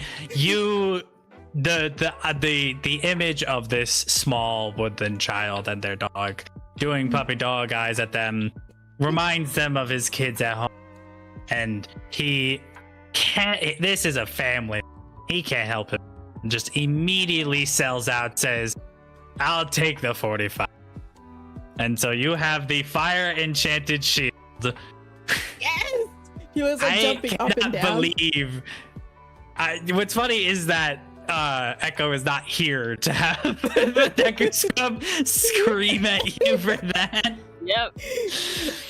Oh, but yeah, so now you have it's a rank 1 shield with a fire protection enchantment, which means any and all fire projectile at it collected. In order to use the enchantment, you do have to have the shield equipped. So if you are, if in one turn you were using your bow, and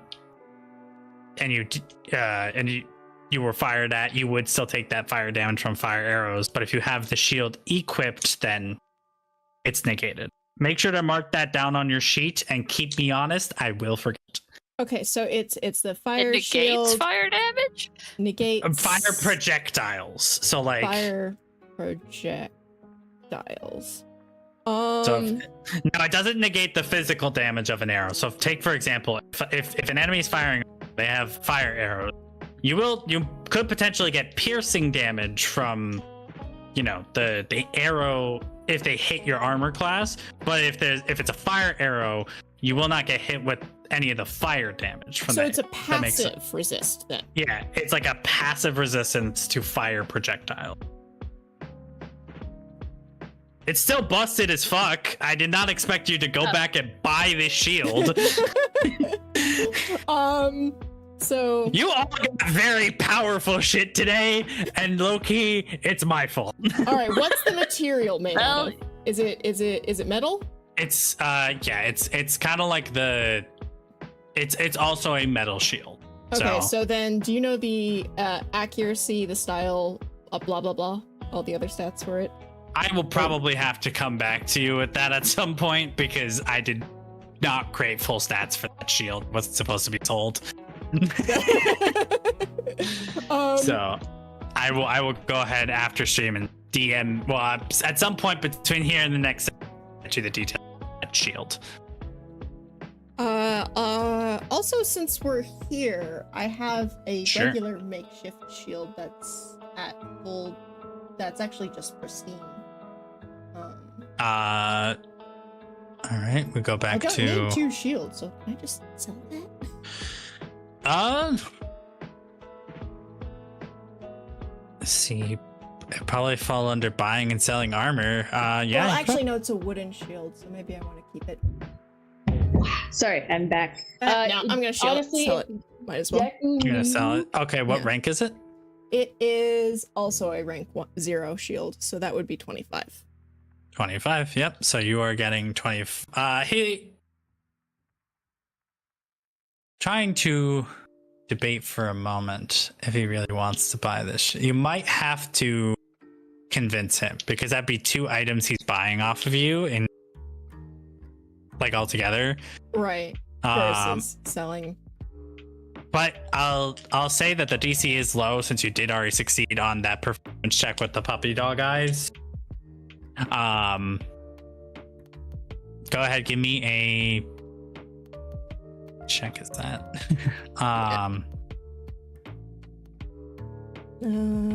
Guile? Yeah, probably Guile check. Okay. Yeah. So she puts the shield on her wooden makeshift shield on, and she goes, "Can I also sell this?" And that is a Guile of 12.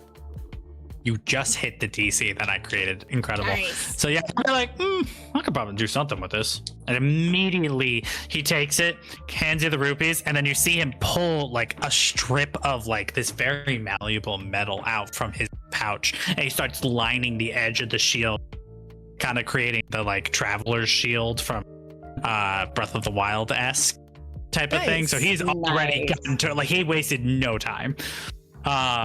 And so yeah, you got those rupees, you got the shield that deck fucking enchanted. Yeah. I'm blissfully unaware on the beach. Unaware that they bought for nearly full price the shield that you enchanted as a bartering point to get the scabber. Yeah. And you know like, what? I'm going to use the puppy eyes and be so proud, even if it was for a very cheap bargain. That's fine. Yeah. Yeah. And Tila, she equips her shield, and she goes, "Thank you, Mr. Weapons Man. You're a lot nicer than the witch," and runs off again. There's a witch. With Umi and Blue like chasing after her. Immediately just kind of like ducks under the table. This is not a fighter. This is a craft. Incredible. Peak. That's great. Anyway, anything else y'all are looking to do? I think the only thing left is just to pick up the weapons that they requested to be made, because they were supposed to be done. Sure, yeah. So, being done with the festival, I mean, you guys have been shopping around for so long that you really spent hours outside. It's now probably about mid-afternoon, heading towards evening. So you guys make your way over to the local blacksmith, who did also stop by the smith in the market. And you can see he picked up a few items at the stall, which is kind of funny. And craftsmen appreciating each other's trade, and maybe he has some ideas. Who knows? But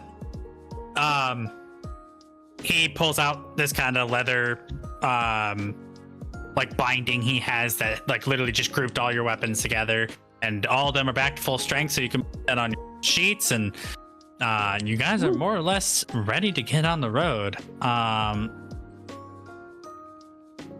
Anything else y'all want to do in this town before we, give you a long rest and head you on your way?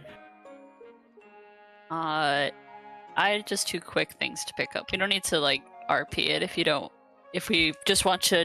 Yeah, if you just want to say you got him.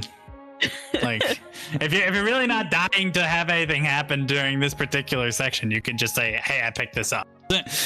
Yeah. I just like to buy some rope, because rope is always helpful. Sure.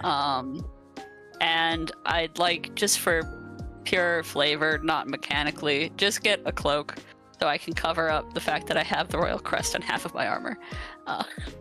Sure. Valid. So Yeah. for the cloak, subtract 10 rupees, and for the rope, how many feet of rope are you getting? What's 25 versus 50? Oh, 25 is 5 rupees. All right, I'll get 50 foot of rope. That should be good. Okay, so that's all 20 almost total 20 for the cloak and 50 feet of rope. All right, thank you. I'm good. Yeah. Alrighty. So you guys have probably shopped yourselves out for the night. You're settling down for dinner and some quick rest before you set out the next day. But Tila, Yes. you notice that Umi looks pretty upset, and not in the usual sort of, rather melancholy. Umi, are you okay?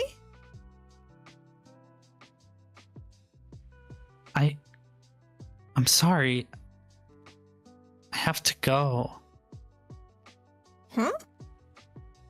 And almost without another word, Umi does a kind of spin around Tila, kind of like lands on Blue as if to pat them, and then kind of slowly makes their way out the window and is gone.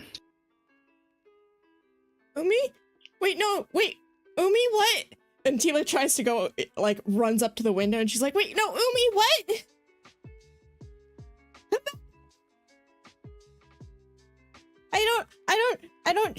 Tila goes to try to run outside to run after Umi.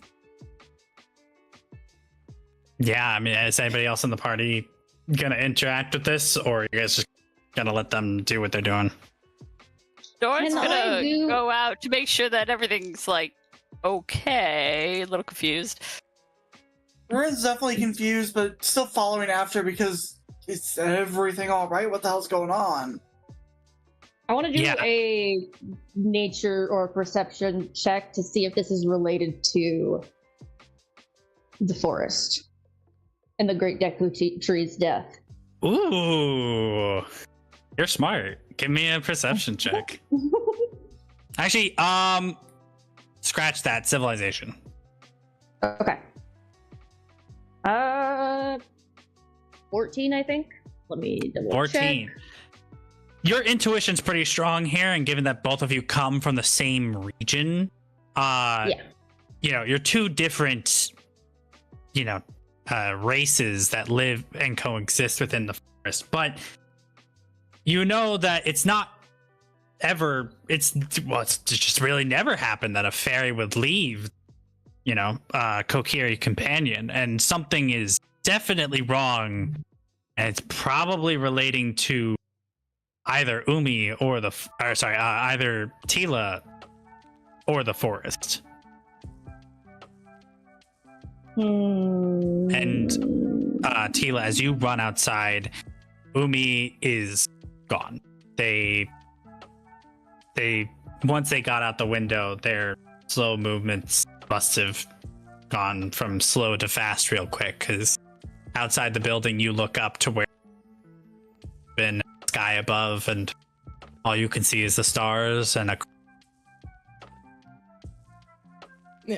Tila starts to like go to anybody she can see, and she goes, "Do you see?" With tears in her eyes, she goes, "Did you see a fairy?" She's like pointing up to where she saw Umi last, and she's like, "Fairy, did you see?" And then she runs up to the next person. She's like, "Fairy, did you see Fairy?" The people look at you very concerned because they don't understand at all what's going on, and most of them tell you exactly the truth. No, they haven't seen anything.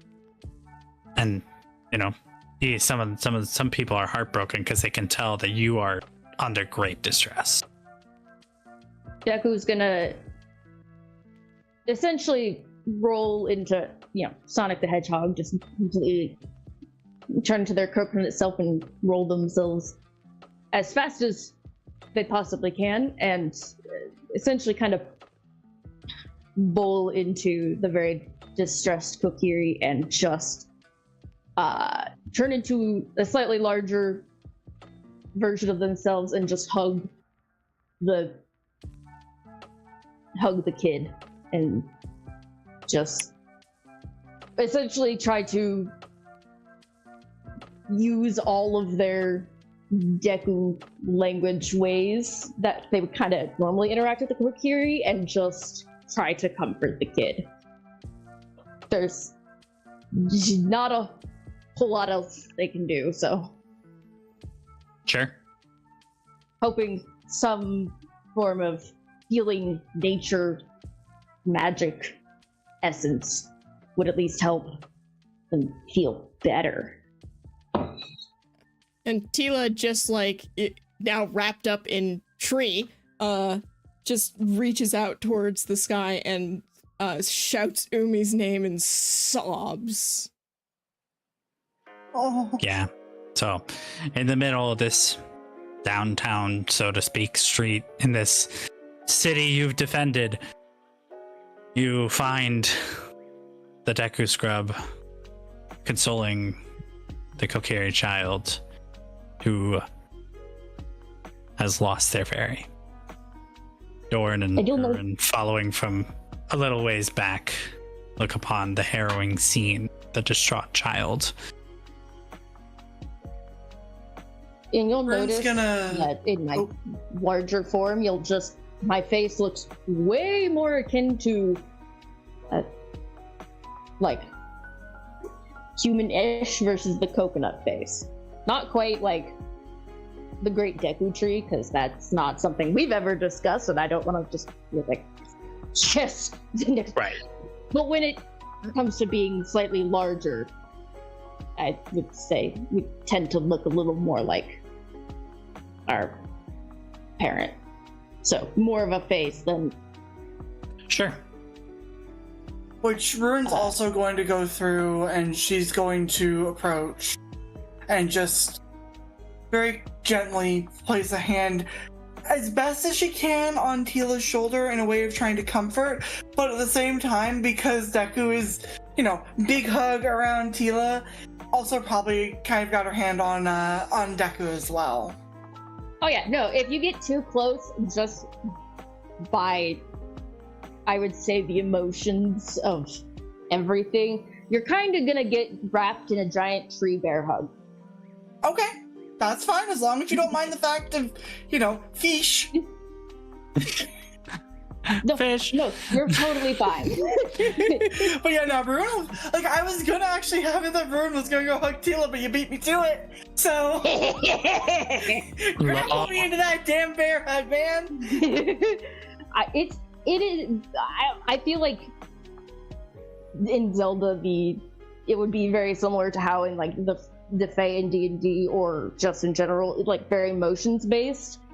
Gonna say that it's very emotionally, almost subconsciously gathering anybody who gets too close into the hug who would actually want to be a part of the hug, so that I am not accidentally trapping the entire, festival. Sure. Yeah. Yeah. Happy. Not. Yeah. Tree bear hug. Is Dorn just kind of stoically staying behind, or? Yeah, she's going to be looking around and just go, Tila, what happened? Something's clearly wrong. Tila's going, like Blue's gonna be sitting with Dorn, kind of like whimpering and, looking up at the only one who's not completely lost and being like, help.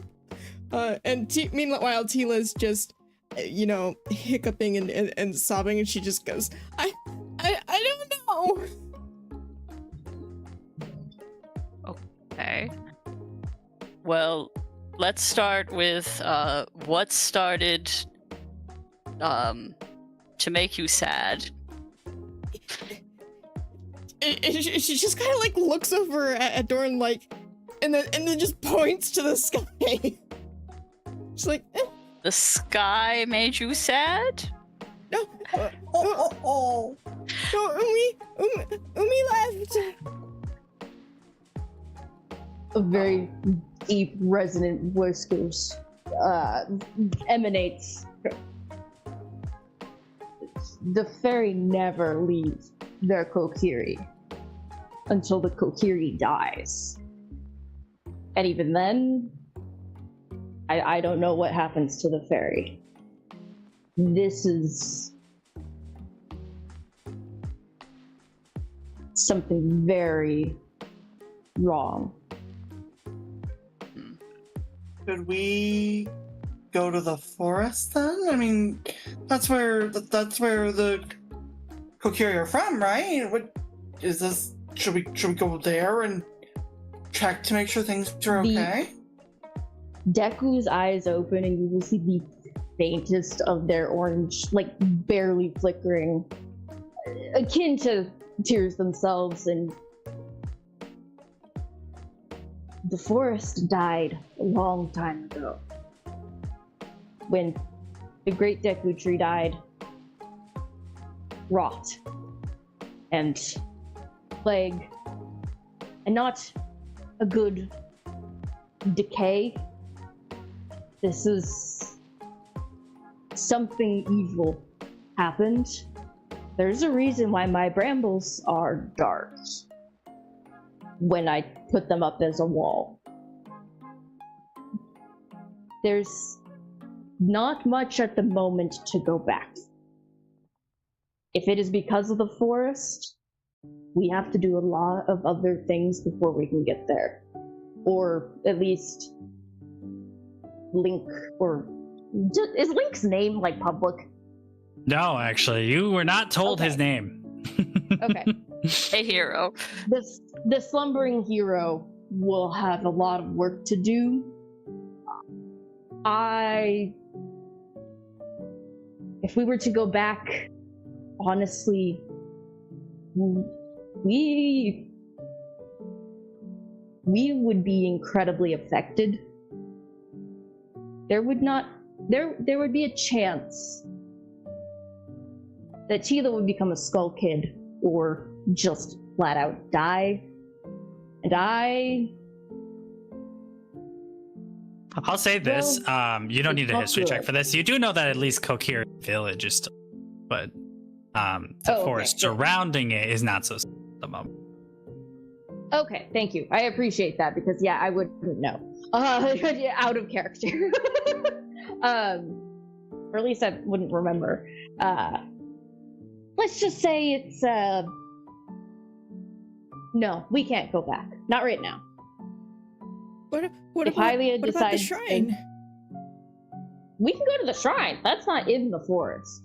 No, the Forest one itself is. the mayor told us about the. It is the town. forest shrine. It is somewhere located in the forest. I apologize. That's on me. Oh. Oh. Well, god damn it. We'll get there. When we get there, I guess that my drama was being drama. We'll be fine, I guess. But we'll just need to take time. And we will be affected. Not as much as my dramatic ass was making it, but... Well, no, you've inspired me, so thank you. Oh, when you give the DM ideas, great. Oh, thank you. Your RP moments feed me. Yay. Oh, good. Yay. It's always difficult to tell balancing-wise with whatever's actually going on, especially like very concrete. That's what it's called, collaborative storytelling. Hell yeah. We will. Yeah, it won't be great, so we will have to spend a lot of time figuring a way out to keep us sane, I guess. That is something we will work on when we get to town. Yes. That town, whatever. Before we get to that, did Umi say anything before she left You heard that, by the way. You were all in that room and you heard that. Oh, we were all in that room. Yeah, I should have also made that clear. That's on me. Okay. I had a feeling we were all in the room. That's why I was just like, my brain was just like, go after the kiddo for huggos. All the hugs. Jordan was just in the bathroom and came out very confused. You know what? Yeah, sure. We can skip It's the one who is not there because of that reason.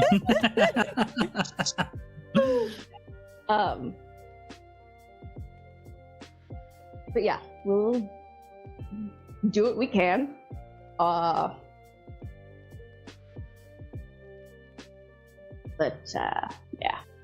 I don't know what happened with Umi, but Tila, I promise with as much as I can, I want to see our forest restored, and hopefully that will bring her back. I can't promise it, but there's something. Hopefully. I mean, hey, maybe when we get to the shrine, we can commune with one of the golden goddesses. Does this sound correct? Which is good. And I'm not gonna answer that or, one. or even we'll commune with the spirits of the forest who may be left, and we'll see if we can figure out what happened. Tila kind of sniffs and wipes her eyes with her, the heel of her palm, and she goes, "Okay." And I'm deeply sorry in the most. I don't know how to turn it into words, especially not in the common tongue.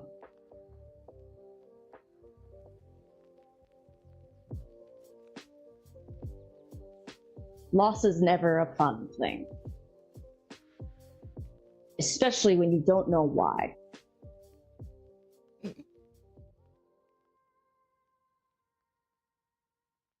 We'll get your friend back, Tila. No comrades left behind, right? Right. Yeah, well... I love how uncomfortable Doran sounds. She's very uncomfortable. She doesn't do emotions. She was in the military her entire life. This is like weird magic that's very not like... This is beyond her pay grade. She puts down monsters for a living. If it makes you feel better, the Deku scrub is just as confused as to the why they left. So the fairy, but Well, with this beautiful. Oh, sorry. Go ahead. I was just gonna ask Tila. She wanted to go spend the night by the river, or in the field, or back into the inn.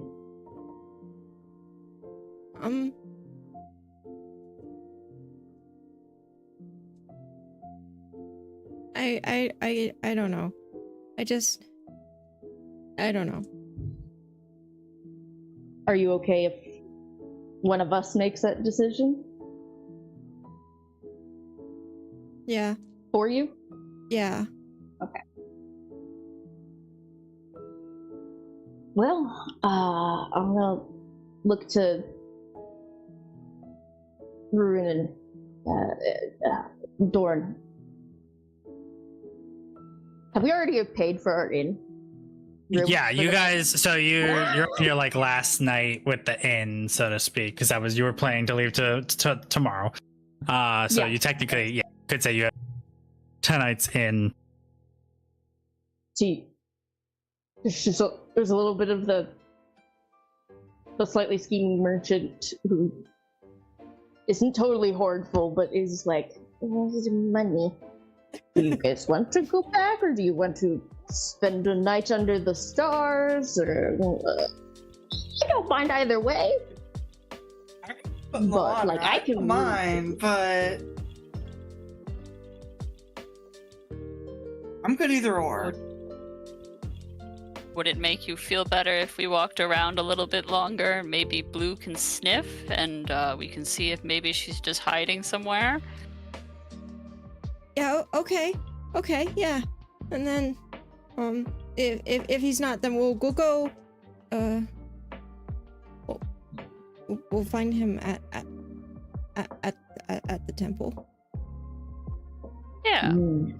That's a good plan. Sometimes it feels good just to do something, right? Yeah.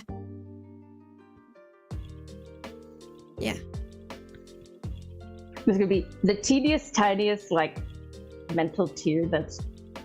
You can almost see where the horn deck was like, the money wasted at the end. But also, I like putting stuff back into the commerce. So it's like, okay, we'll make sure we got all our stuff, and then we'll just go for a walk under the stars. I mean, they'll eventually have to sleep, so they can like go back to the inn after they've done a little search around. Yeah. If you guys want to. If you guys also want to start heading towards the city, I don't care either way. So that's kind of up to you guys. I mean, we're probably we're fixing to end somewhat soon. Yeah. So I'm thinking you most likely want to take your long rest, and then there'll be like a slight thing for when you wake up in the morning and get on your way, and then mechanics of sleeping on the ground would be okay. Yeah, we'll take a walk and then we'll come back to the inn. Yeah. That sounds good.